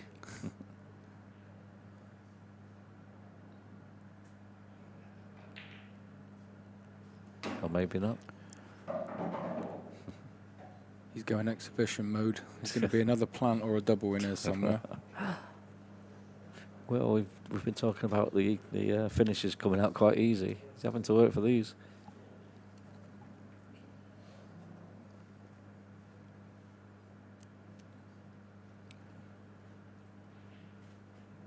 It's mad how the game goes, because that was probably his best break of the match. He's probably hit his best break of the match, potted 3 or 4 balls, and it's the hardest finish of the match by far. Could he be looking to just come off this yellow on the side rail and nestle in behind the 2? Is there much value in that? I think he's going for the cut and then going into the black, and if he gets it, he's up. He's undercut it. It's a great result, that though. He'll be more than happy with that. That's probably better staying out, because he'd have been really stretching. He's not the tallest guy, and he'd been stretching past the black, and he's left him absolutely nothing. Yeah, he's had a big result there. That's staying out.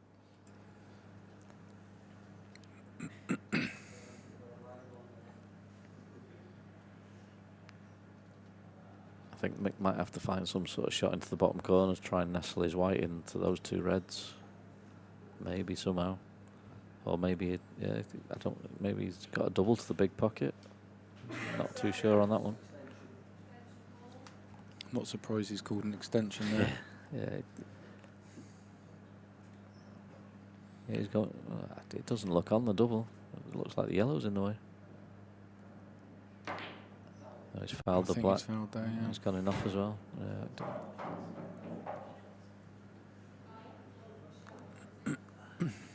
Yeah, Phil got a bit fortunate there. He missed, and it did him a favour to miss. So that's going to be Phil in the front. Didn't really look on that shot that Mick played, though, to be fair, from the camera angle we had.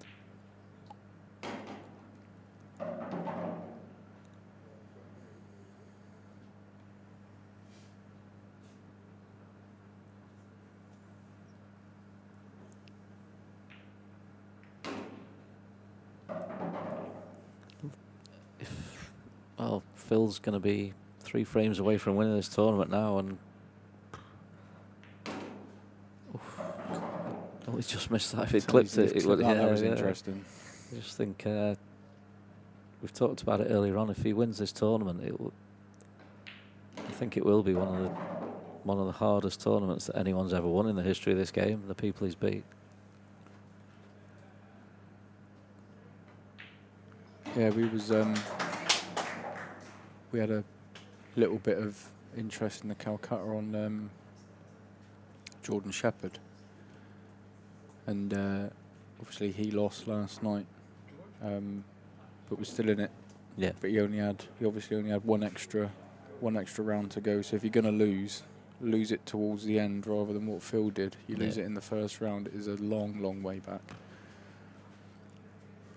It's a long way back for anyone, but I was in the same boat as Phil. I lost in the first round, but no disrespect to the people that I played, I had a lot easier run than Phil did. He's played some of the best players in the history of the game to even get into the last 16.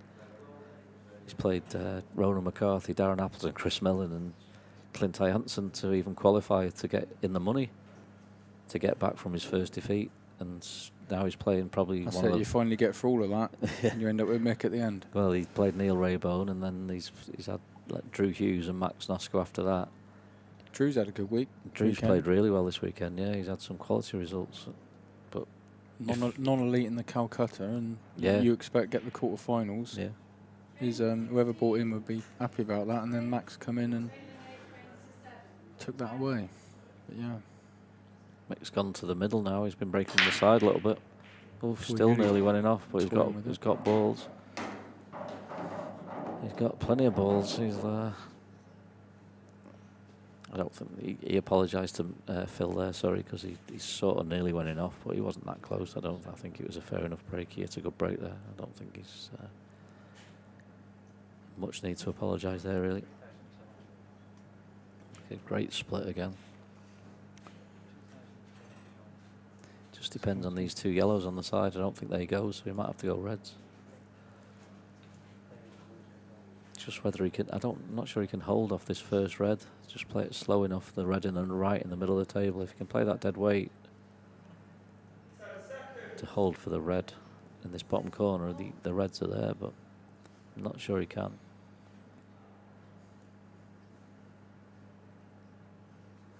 Maybe bounce it off the bottom cushion and come back out. Yeah.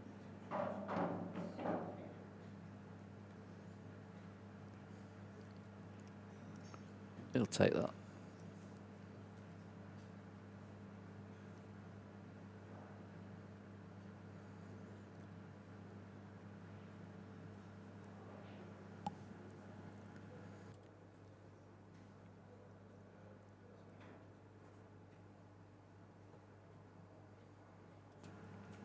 Just having a look, working things out, what he wants to do. He's just about getting on the red on the side cushion, really, because he doesn't want that to be his last ball, because the black doesn't go in the middle, so he wants that to be sort of his next ball after this one, and then come out, just screw out for the other red, and then take the black in the middle that's below. So if he can stun this down and just get on the one on the cushion now, that'll be what he wants to do.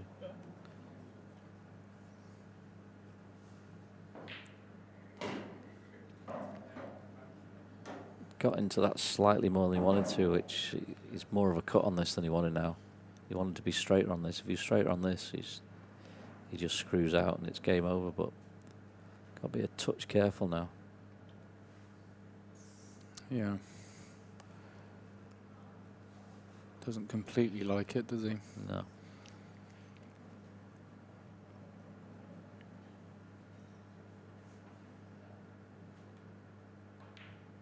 Yeah, it's such a reactive table. He's played that really well. He's got so much into that, but still not a gimme.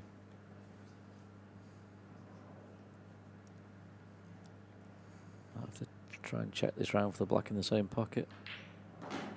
Yeah, it's a great shot.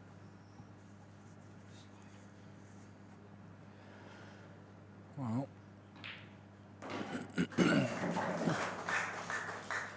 Another dish. That's 8 apiece. now on first to 3.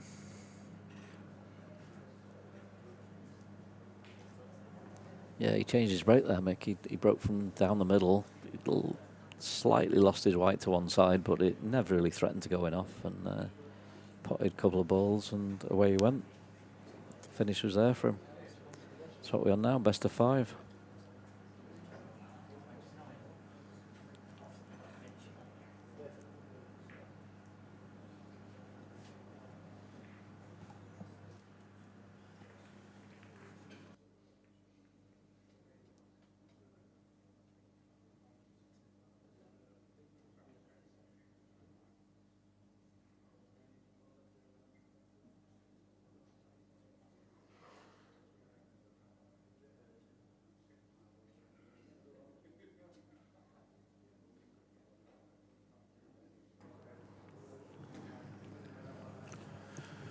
Hope everybody's enjoying the final.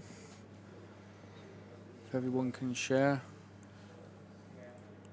the link from YouTube. See if we can get more people watching the Supreme Pool Series. There's still 2 more left to run after this one. Yeah, you're watching 2 of the best players that's ever played the game. Just there's 5 frames left. Just share it out there. Get your mates watching these last few frames. See what pool's all about.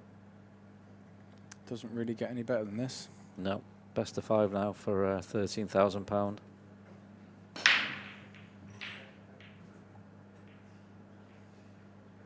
Oh. One of the few dry breaks. Obviously, if you're all on Facebook, just search for Beard on Facebook. Pool Players Events.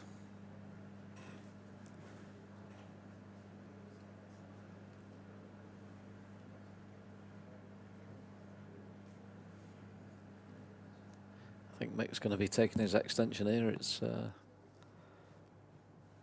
nothing easy about this finish from where he stands, so he's going to have a little look around and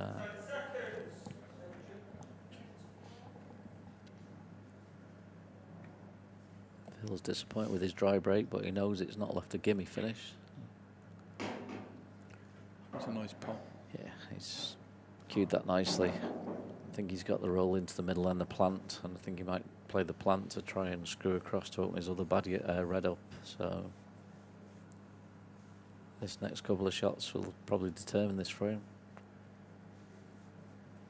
When he plays the plant, it's about where his other red goes as well.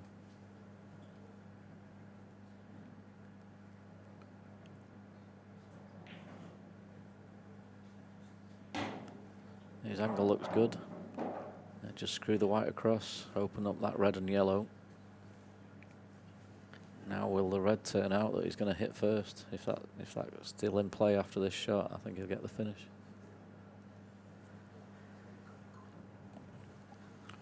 This is a shot then. Yeah. He's even having a He's little have a look. look if it Yeah, goes. he's even have a little look if it goes. Which it looks glued onto that yellow. But I think his plan was always to move it, but he's not sure himself now. I think he's moving it. Yeah. Looks just about as good as Yeah, probably he's what he played could have got that. Yeah, his red still goes in this bottom middle. He's just going to drop the 2 in the middle, take the one down the cushion. That'll be pretty much frame brawl, really. Not the time Phil wanted a dry break.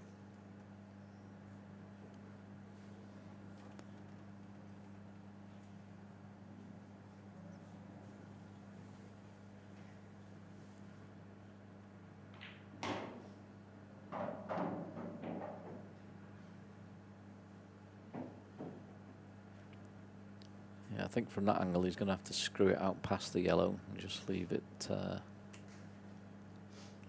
slightly cut down the rail, but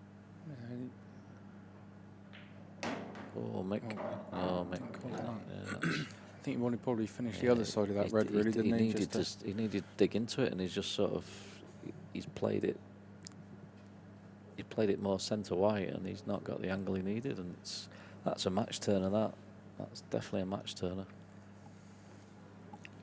That's Mick's first bad shot of the match, apart from his breaks, two in off the breaks where he's hit bad breaks. But his first bad shot in play in the match, that is. And he just needed to screw it out a little bit. And it's Phil will still have one bad yellow when he comes to the table. But it's a massive mistake.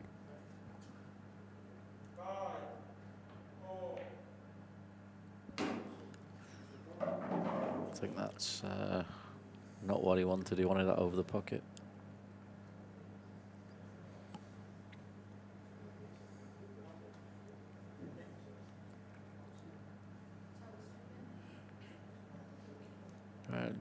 Can he get that white in behind that red?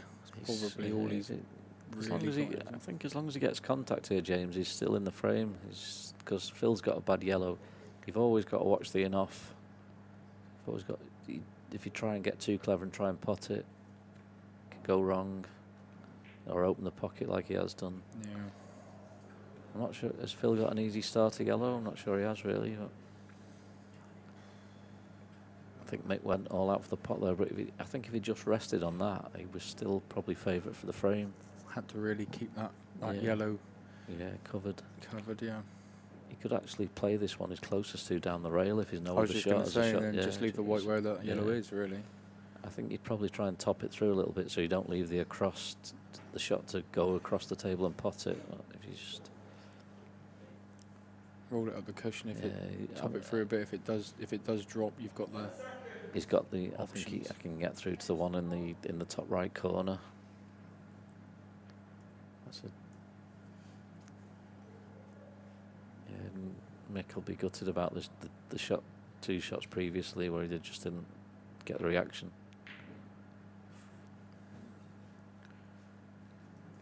It's not the end of the world. I've seen these potted. Mick's good enough to pot this. If you just sort of, with loads of right hand side, if you just get this cushion and ball, you can pot these. And Mick's as good as anyone at pulling out shots. It's hard to judge, and you've got to get it bang on. Or do you go for it, or do you just nestle it and you put need it a bit on of the luck side to get and cover that yellow? He'll play the shot, cushion and ball, and try and cut it in. No, he just caught it wrong. Maybe he had to hit it slightly harder. Maybe that was a little bit too aggressive. Maybe you should have not just left it over the bag. I think with that yellow where it is. I think when you think you've lost the frame once and you get a bit of a sniff, I think you've got to go for it. Second opportunity and give it a go. And he is good enough to pull that shot off. He was. I think he tried to control the white a little bit too much there, so he had a shot on the black. I think he just should have played the shot as he plays it and just hope he had a shot on the black. Right.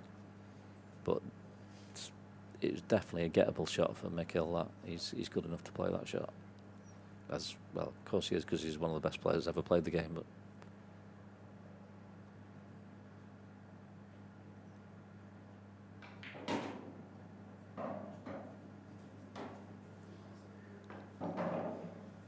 not Phil's best, that one.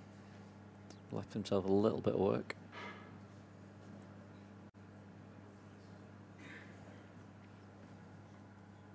Yeah, with that shot Mick just played, you've got to sort of just miss it on the way there, and then the side kicks and cuts it in off the rail. It's sort of, you just have to sort of catch cushion and ball on the way back, and he was relying on luck to get on the black, really.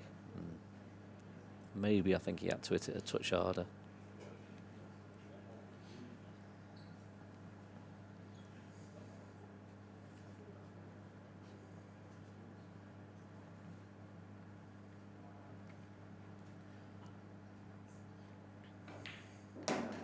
I think Phil's going to be more than happy with the opportunity he wasn't expecting. Yeah, he looked very focused on that shot. He's just gonna, yeah, he's just gonna stun across now and leave the straight one to the top left corner, and it's just like 3 stun shots then. Let's go 9-8 in front. Oh, he screwed it out. It didn't look like he'd had anything to screw it out, but that's even easier now, yeah.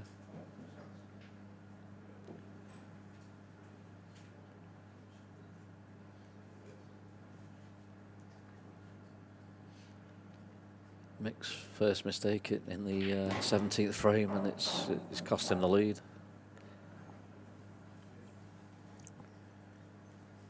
It's a ruthless level of pull.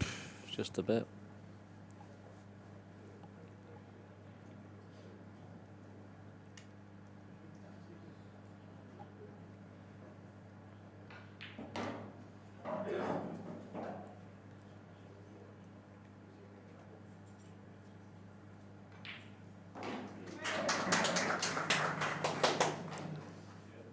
Phil now takes the lead. Just making his way out of the arena. Do the same as Phil, is it? Gareth's gone off to relieve himself as well.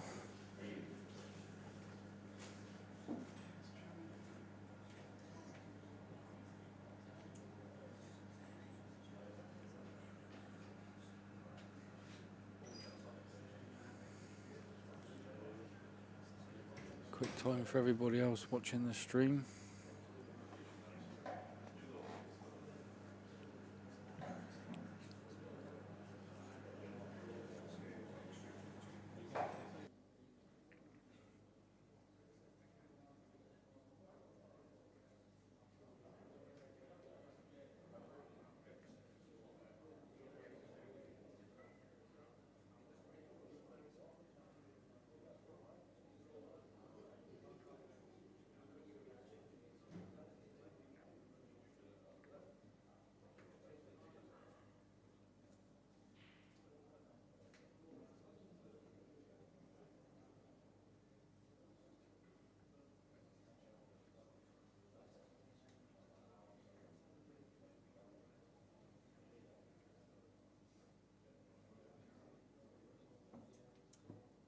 Frame number 18, Mick Hill to break, trailing 9 frames to 8. Time running.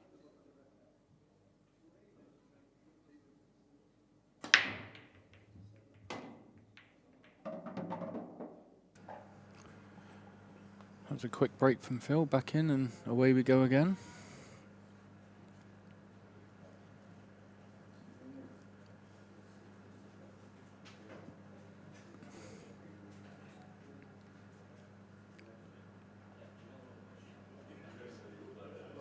If everybody can like and share the YouTube stream and subscribe to Beer Productions. Be able to see plenty more top pool as you're seeing here.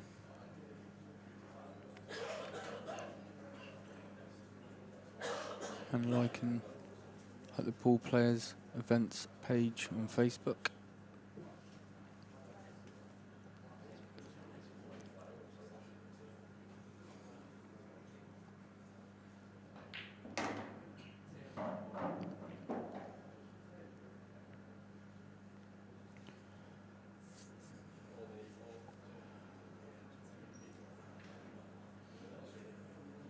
Mick just tied that red up a little bit there, nestling in all that yellow.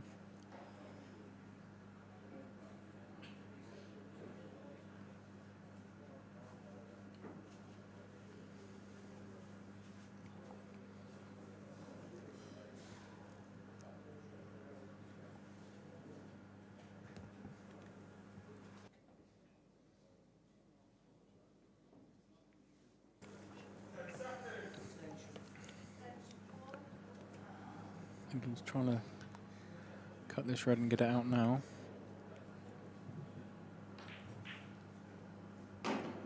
It's a nice shot. Yeah, it's a lovely shot. Yeah. He potted a red originally and then rolled that red into that yellow, and then tied it up. So he kind of forced himself into that cut just to bring it back out again. Yeah. I think his red by the black goes in the corner and the middle, so he's got a good opportunity to level things up here. He's going that way.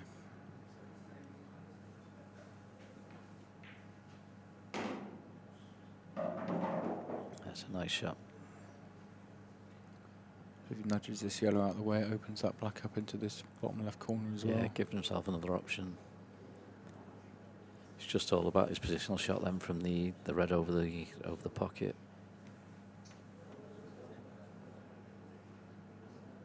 Playing it with top. Just push the yellow safe as well, just in case something does go wrong. It just makes another awkward yellow for Phil. Yeah, I think he's still tempted on taking the pocket one, because if he gets straight on his ball on the side, but he can't fail, but he can still drop this in dead weight, and this is a 99 out of 100 for Mick.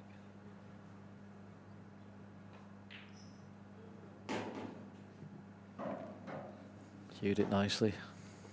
Just going to drop down between the yellow and black now. Yeah, just get himself to the bottom cushion. Nice easy angle to come out.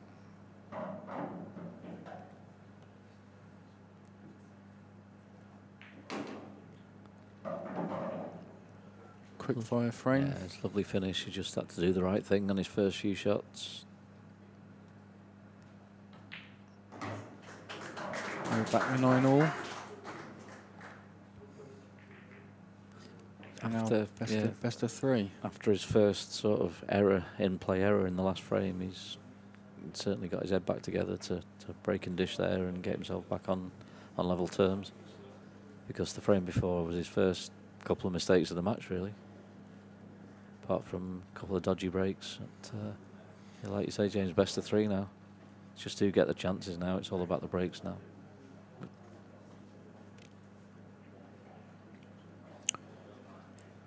Trying to think who won the lag now. Whose breaks next? It's Phil next. Phil's next, isn't it? Yeah. So advantage Phil, really. It is really, because he's guaranteed to be at the table 2 out of the 3 frames.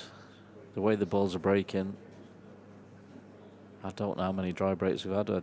We should be keeping count, really, I suppose, mate, as commentators. But I'd say out of 18, we've had maybe 2 in-offs, 3 in-offs, I think, and maybe 2 or 3 dries, maybe. I guess.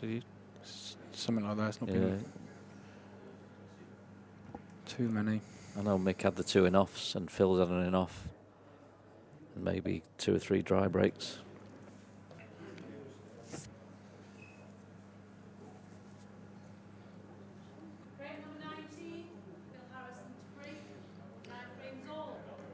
Just want to keep the white on the table now and just hope for a ball.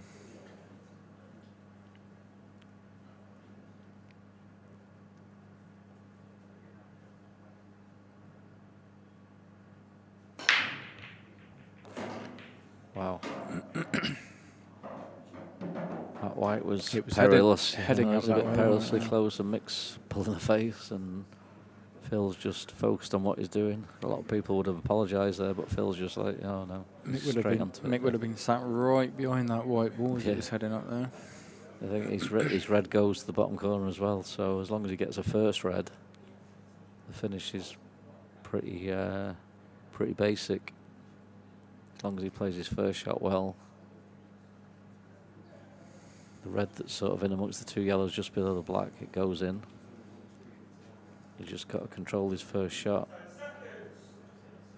He'll be calling an extension.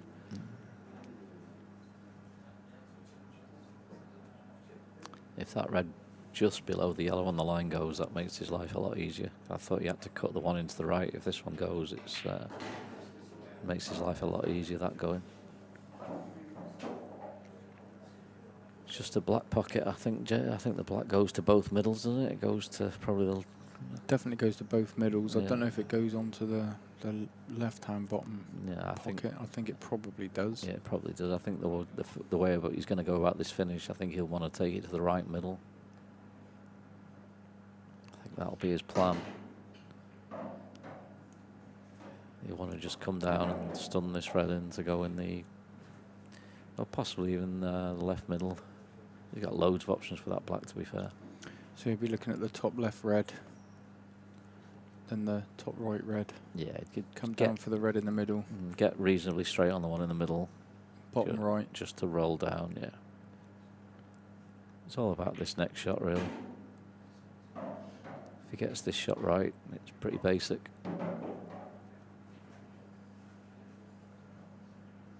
Touch your right hand side, just come down, just try and get it just off straight on this red if you can, just sort of on the line, right on the middle pocket. Don't want to overdo it and fall don't want to fall below it. Don't want to fall below it. Ooh.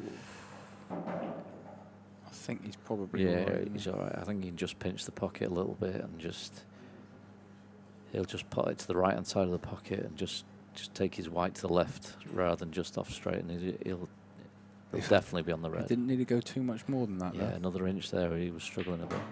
Yeah, he's fine. He likes to milk it a bit, Phil.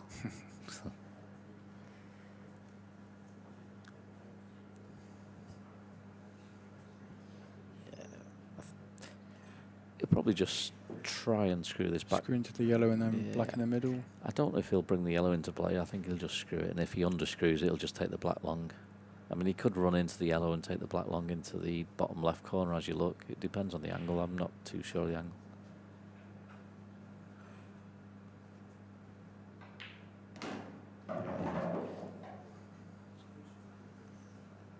Nicely done. Another break and finish by the looks of it.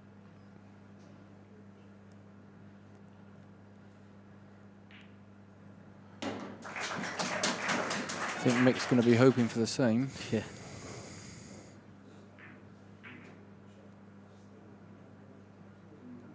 Phil knows he's got at least one more chance from the break. Yeah, pressure's on Mick now. It's been such an open final. There's just not been. I can't remember a safety shot. Has there been one safety shot? I'm not sure. Maybe Phil played one safety, did he? When Mick picking his nails, not a care in the world. Been here before. Yeah, it's not a problem. They'll both be able to pay the mortgage this week. Don't worry about that after the weekend they've had. They'll be fine.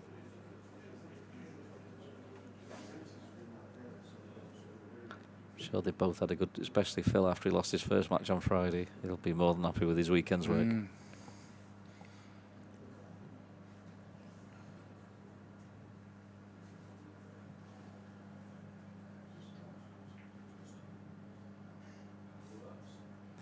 Hopefully Mick gets a good break here and we see a decider. I get on well with both the guys, but it would be nice to see a decider. No, I'm not biased either way. It'd just be nice to have a decider. It's been such a good final. You can't say that. You've got to pick one now. No, I just think the match deserves a deciding frame, really. It does. Yeah. It does. Everybody's going to want a deciding frame as well. Yeah. Frame number 20. Mick Gill to break, trailing 10 frames to 9. Time running. I still think a deciding frame of missed blacks and horrendous shots would be. Oh. You said before, didn't you? He's been jumping that white. He's always had a tendency to do that, Mick. Every time I've played him in the past.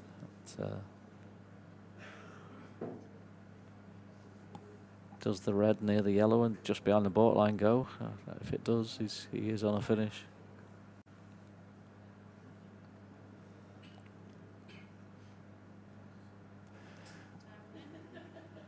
I would say yes. Yeah, I think so.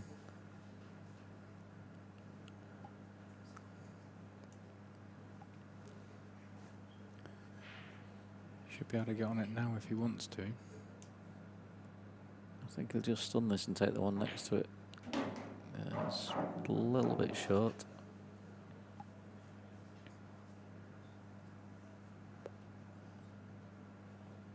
Doesn't really want to take it now because there's no guaranteed position. Trusting to luck a little bit.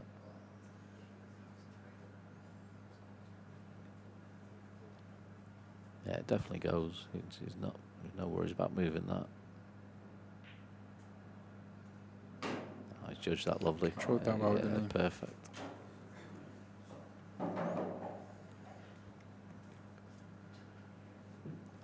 Just got to judge his screw back here so he can. He'd love to be able to have an angle on this last in the red in the middle of the table to screw down and get on the bottom cushion one next. Just screw through the gap. It's just about judging the pace on this one. As mentioned previously, obviously everybody watching this stream enjoys their pool. We're looking like two of the best pool players that have played the game are going to go into a 10-10 score line with 1 frame left to go, so get this shared.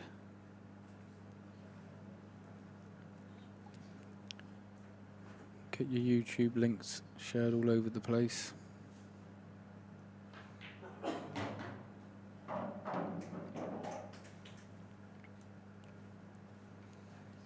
Beard Productions and the Players Pool events.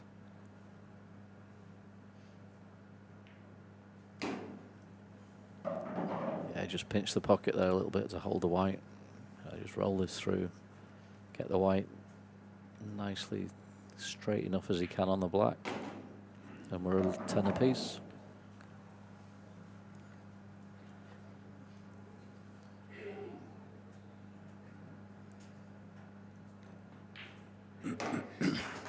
That's why these two in the final. This is pretty much as good Another as Paul break in gets, dish. Gareth, isn't it? Yeah, it's been superb final. Absolute great standard. I think there's been, what, apart from breaks where maybe 1 or 2 of them had a couple of bad breaks, I think actually in play there's been, what, 2 mistakes? 1 or 2, that's it. Yeah, 2 mistakes, I think, in the match.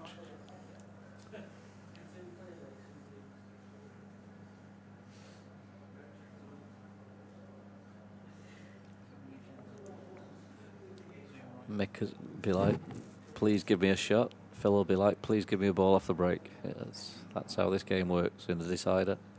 You just want a chance. Lee Kendall there. Yeah, run another great event. Lee Grout as well, as part of the team. Yeah.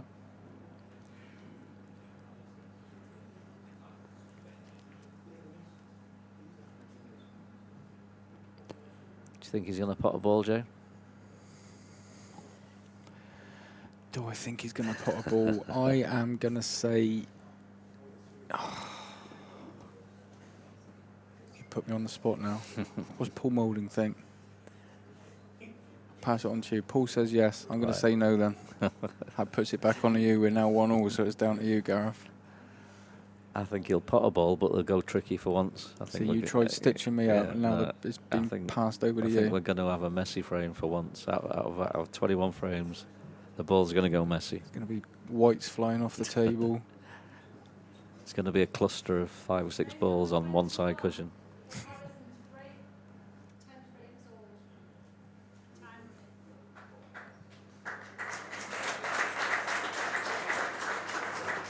Deserved round of applause for both players before this last frame. They both shook hands. Both very appreciative of each other, I think.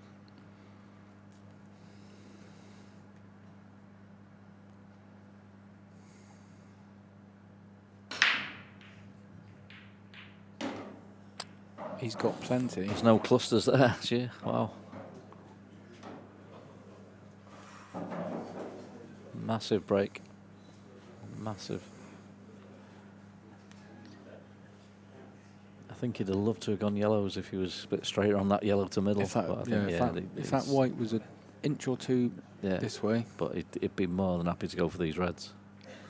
He'd take that all day long.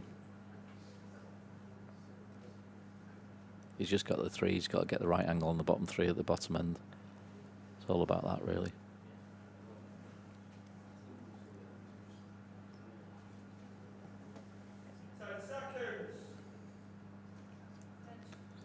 Mick's looking a bit, but he's not looking too emotional either way. Really, he knows the game. He knows what Phil can do. He's thinking if he dishes, he dishes. Would Phil still, even now, would his stomach be going a little bit? Would he still be feeling the... Definitely. Still be feeling it a bit? In a decider at this level, he knows how many people are watching. He knows the money at stake. He knows how big it is. He knows what he's done to get here. He's beat... I'll sort of put it out there now. If he wins this tournament, this will be probably one of the biggest, best tournaments anyone's ever won in the history of pool, the people he's beat. So I think... probably be hard to find anybody to challenge that. Yeah, I think. Because it's just not so much his run towards the end of the tournament, but to even get through the loser stage of the tournament, we talked about it earlier on, the people he's beat. Darren Appleton, Chris Mellon, Ronan McCarthy, Clint Janssen, to get to the last 16. And you sort of got a feel for Darryl Whitworth, who beat him in the first match of the tournament, 11-6, I think. And he's gone home without a penny to his name, and Phil's looking like going hang on a minute, I beat him. Yeah, he's looking like going home with 13 grand. So. But yeah, you can't not what he's done. It's some achievement to have a run like that in the loser side of a tournament. Unbelievable.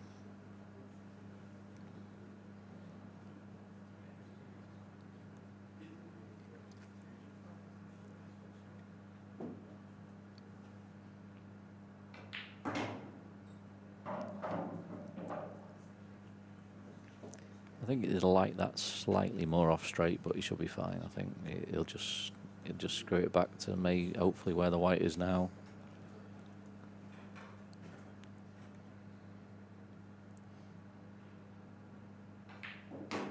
Yeah, he's fine now. Screw up, and I think that's your lot. All he's got to do is cue this one, get a good reaction. It might not look like there's too many people looking from the stream, but there's a lot of people outside. Yeah, watching this around the table, and it is dead silence. It is. It's been some final. Absolute silence out there.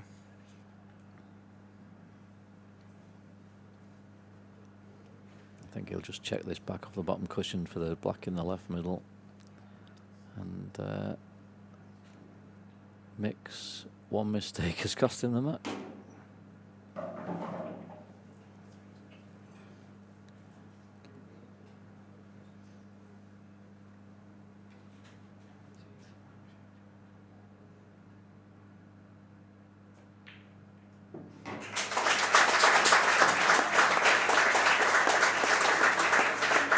And there we go.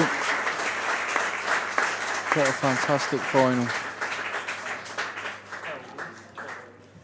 Yeah, it's absolute quality, James. It was a great final to watch. That's probably one of the greatest pool matches we've ever seen, certainly in the UK and probably around the world. I think there's 8 balls and just unbelievable pool from these two great stars. We will do interviews with the players in the other room in a moment, but first of all, I'd like to get the sponsor out, Supreme Pool and Laura Martin.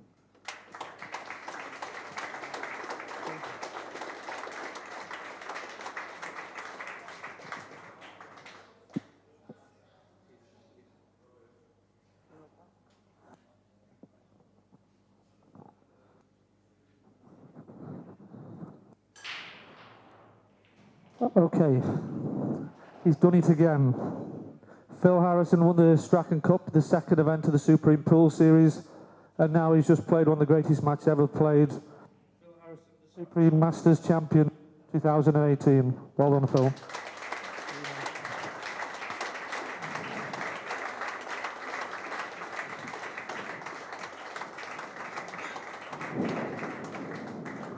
Along with that performance, it was fitting that the prize money is suiting that sort of standard of pool. It's £13,000, and here's the cheque. Don't spend it all at once, Phil. But no, it's a great amount of money, and it's where pool and what we should be striving to play for in every event. Okay, so if Marty's into the pictures, we'll go in the studio. I'm sure I'll get a few words out of Laura in there as well. Thanks very much to everybody who stayed to watch the final. I'm sure it's worth your while waiting. A round of applause for everybody involved. Thank you.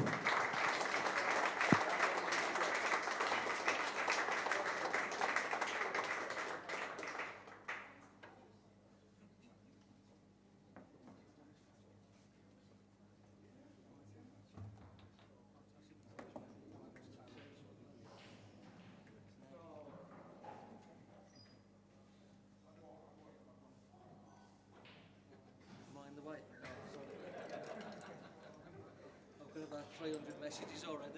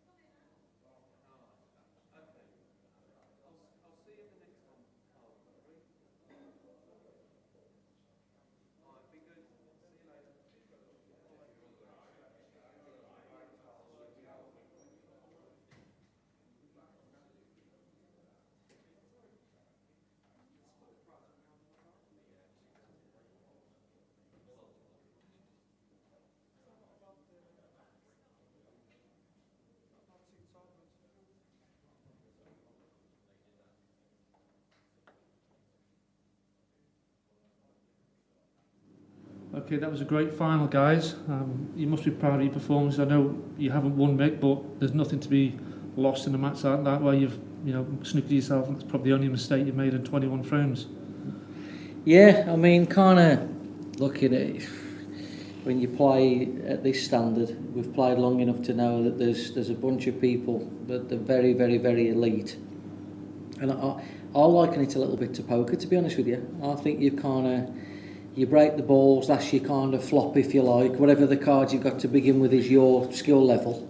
Mm-hmm. And then you break the balls, that's basically the flop. And then whatever you're given is then obviously depending on, again, your level. But when you're playing that there like that, and that table plays so nice, obviously with the brand new balls, with the rack and everything else, in all honesty, you do feel like you're playing bingo a little bit. And you're frightened. You're frightened to break off because you're almost like, if I don't get one, I'm done. If I go in off, I'm done. It's like one good thing that can happen is make a ball, and two bad, if you know what I mean. And like if you look at the match, I think up until I mean, in truth, breaking and going off in the centre is a glaring error. So I can dress it up and say, oh, I didn't make a mistake. Well, breaking and going off in the middle at professional standard level, obviously, is our pet hate. So I did make two errors, but the real crucial error was 8-8, and I've got 4 balls left, and with 4 to go, I've half talked myself out of it. I've got 2 ways I can go, and in the end, I've potted the one in the middle and done nothing. And I was so afraid when I've played the one in the middle, leaving myself too wide and not beating the 2 yellows. Mm-hmm. I've tried to be a bit too cute with it. When in all honesty, the error was the shot before, because I should have been playing the one in the middle that I did play, down to the bottom rail, chip the one in over the pocket, and the one on the rail that I snookered myself on was the last ball. So the error really was in the as much in the shot choice, I think, as the execution. But what can I say? The minor things of like a match of 21. Yeah, absolutely. But you need to have somebody like Phil to put you under that pressure, because normally you'd win with those amount of mistakes. Well, you're under a microscope because you're basically playing. I said it at the World Championships at Blackpool. Obviously, that was like the pool god said it would. That was my turn. Last time we've come here, I was never in it, so forget that one. He played on his own. But this one, you feel it was. You're talking about a top like 4 or 5 player of all time. So if you get beat 11-10 in a tournament, you just go, well, all right then. He is supposed to win matches as well. You know what I mean? Even though like the public think that you know what I know what you're saying, but thanks for a great final, Mick. Yeah, cheers. I think we'll move over to the champion. I think you said it all. Well, no. Phil, you don't like to do many interviews, I know that, but for our sport, we've got Laura here from Supreme, who's our main sponsor. Yeah, fantastic. We need the major sponsors to come along. And thank you. Oh, you're welcome. I think Laura will say in a minute, the reason why they wanted to be involved was they wanted you guys together. They want pool together. They want the sport to progress, and they'll invest whilst that's happening. Yeah. So to see you 2 guys play and the level that you played at was, unbelievable. I mean, they see snooker, and you expect that when you watch snooker. You see Ronnie and Ding and all, they don't miss, and that's the standard that every player needs to get to make our sport what it is. I think it's good to, for anybody out there to pick up a cue as well. Have a go. You never know if you've got the talent. That's what it's all about, bringing the new crop in. Because to be fair, me and Mick are getting older now. So there are some younger ones coming through, but it'd be nice to see a lot more and make the game grow a little bit. Because the last few years, I think the game has struggled a little bit, but obviously you've come along and set this up, and the support, Supreme and everything, and hopefully you can go in the right direction and bring new players into the game and, stuff like that. Yeah, but what did you think about your performance in the final? I mean, like Mick said, he did say to me at 8 all when we sat there, it was like playing bingo, isn't it, Phil? Okay. It was quite funny, really. But it feels like that. It did, actually, when you play like to that level, 2 people, and you can throw the likes of your Chris in the mix in there, and whatever else. When he plays all the time, you do actually feel like you are playing like sort of a bit of bingo where. But you know, when I was younger, you know, to be fair, Mick, you know, I used to fall over. I used to make mistakes under pressure and stuff like that. You were probably one of the Neely men, Phil. And but now you're I've not had the to Neely learn man. not to do that. To win. You know, even clearing them last few balls up, you know, there's things inside me, you know, Well, tingling. Yeah, but I think you proved that when you played Mick in the World Final, your first World Championship win. Yeah. People thought, well, Mick's going to win it. Yeah. Phil loses in a few finals. Yeah. And I think that was the day Phil Harrison became one of the elite players winning maybe. that title. Yeah, maybe. And from then on, I don't think you've looked back. No.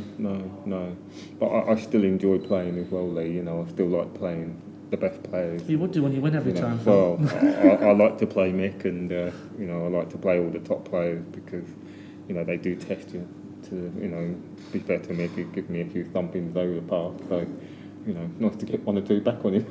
Yeah, you're getting a bit annoying actually. You've won 2 out of the last 3. So Laura, thanks very much for being the sponsor for this event. Thank you very much for having us. No, you're more than welcome. We need your support. We need the major people in our industry to get behind what we're trying to do. I know you were one of the main people. I know Dave is the main man from Supreme. He owns a company, but without what you did for the series, it wouldn't have got off the ground because your support is essential. I think for us, we've seen, obviously from a background, what had happened with pool over the years. And it's nice to go somewhere where politics isn't the main issue, where actual standard of playing is the importance. And then, obviously, what we've done with the money, it's good to see the calibre of players that we've got that are deservedly winning the standard that they should be winning, at the level they should be winning. So it's really great to be a part of. No, we really appreciate it. Yeah, just to add to that, you know, again, you know, thanks for the sponsorship. But it's a really good point because I think everybody benefits. I think everybody's got to stick together because if you look at the way Q Sports has gone over the last decade or over the last sort of 15 years, I know Ronnie said with the snooker, he says like kind of how himself, John Higgins and Mark Williams still, along with Selby, okay, granted, pretty much still the best players. Where's that young player that bursts onto the scene like they did in the early 90s and basically gives those a bit of a good hiding? And I was saying this to Phil at the World Championships because, you know, we roomed together there, and obviously coincidentally you're playing in the final, but we're kind of over all that to a point. We just have a bit of a laugh and a giggle and whatever, Phil, don't we? But kind of, in all truth, Phil's 43, 44, I'm 38, going on 39. We really shouldn't be dominating these events. You know, I think you're doing yourselves a major disservice, really, because for decades, 2 decades, you've been the elite players, and you've got to that level, winning those tournaments and beating the players, and nobody has trod them footsteps that you guys have done. No, I understand that, Lee, but what I'm saying is that for the new crop to come along and want to have an interest in playing, it needs the likes of Supreme and the sponsors to come in to say, well, okay, you know, I coach young kids. Young kids come to coach me all the time, and I pull the parents to one side all the time and I say, look, I don't know if I'm supposed to be telling this to you, but please make sure he gets an education. Please, for the life of me, make sure that he goes to college, goes to university, he or she. Don't pin your hopes on this, whatever you do, because there's a living in it for not even 0.5% of the people, not even that, as you know. And maybe if the young kids, or maybe new kids that I might start coaching, go, did you really play for 13 grand the last tournament? Is that last tournament really 51 grand the winner? Yeah. Oh, hang on a minute then, things have changed, haven't they? Yeah, still do your education, still do what you got to do. Don't pin your hopes on it. But now I wouldn't necessarily say don't be doing this, because it's so strange when you're coaching a young enthusiastic person, 12, 13, 14 years of age, and you feel the need to tell them don't pin your hopes on this, make sure you do something else, because it's almost contradicting what you're doing. Now, if we've got the support of the industry, within UK pool, as we want to call it, or 8-ball pool, maybe a young kid, or maybe when you're doing the coach, you go, yeah, get involved in this. This is big prize money going on now, and then knock us Holdens off the perch, and we'll move aside gracefully, you know. I think it all becomes more professional, is what you're saying, when the money's there, and the support's there. Them kids are playing as many hours as you used to. A lot of the time, you say you don't practice as much as you used to, but you've already done your homework, you've already learnt the knowledge, and you know when to pull back on a finish, and obviously there you knew you both had to perform to the highest level, and not many people can get to that level. No, and I appreciate that, but I don't necessarily feel like they've got the carrot and the incentive to want to be there at this moment in time. That's the point as well. We need you guys, and we need Laura and major companies like Supreme to work together to take the sport to the next level. Because I mean, if you know, Phil's won the last tournament, whatever it paid. This tournament, that's the best part of 20 grand in a month. You know, 5 and 30, whatever it is, and then obviously there's a big interest with a stream. You can get your own personal sponsors, and all of a sudden there is a form of living out there to solely play UK pool, which has never ever been there.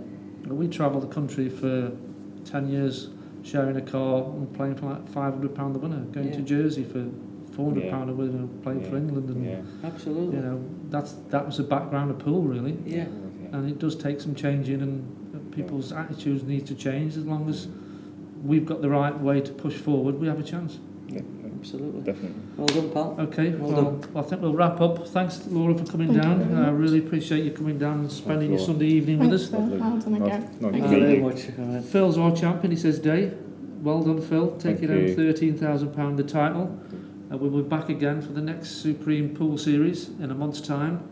And good luck to everybody. Tune in again for the next event. Thanks very much.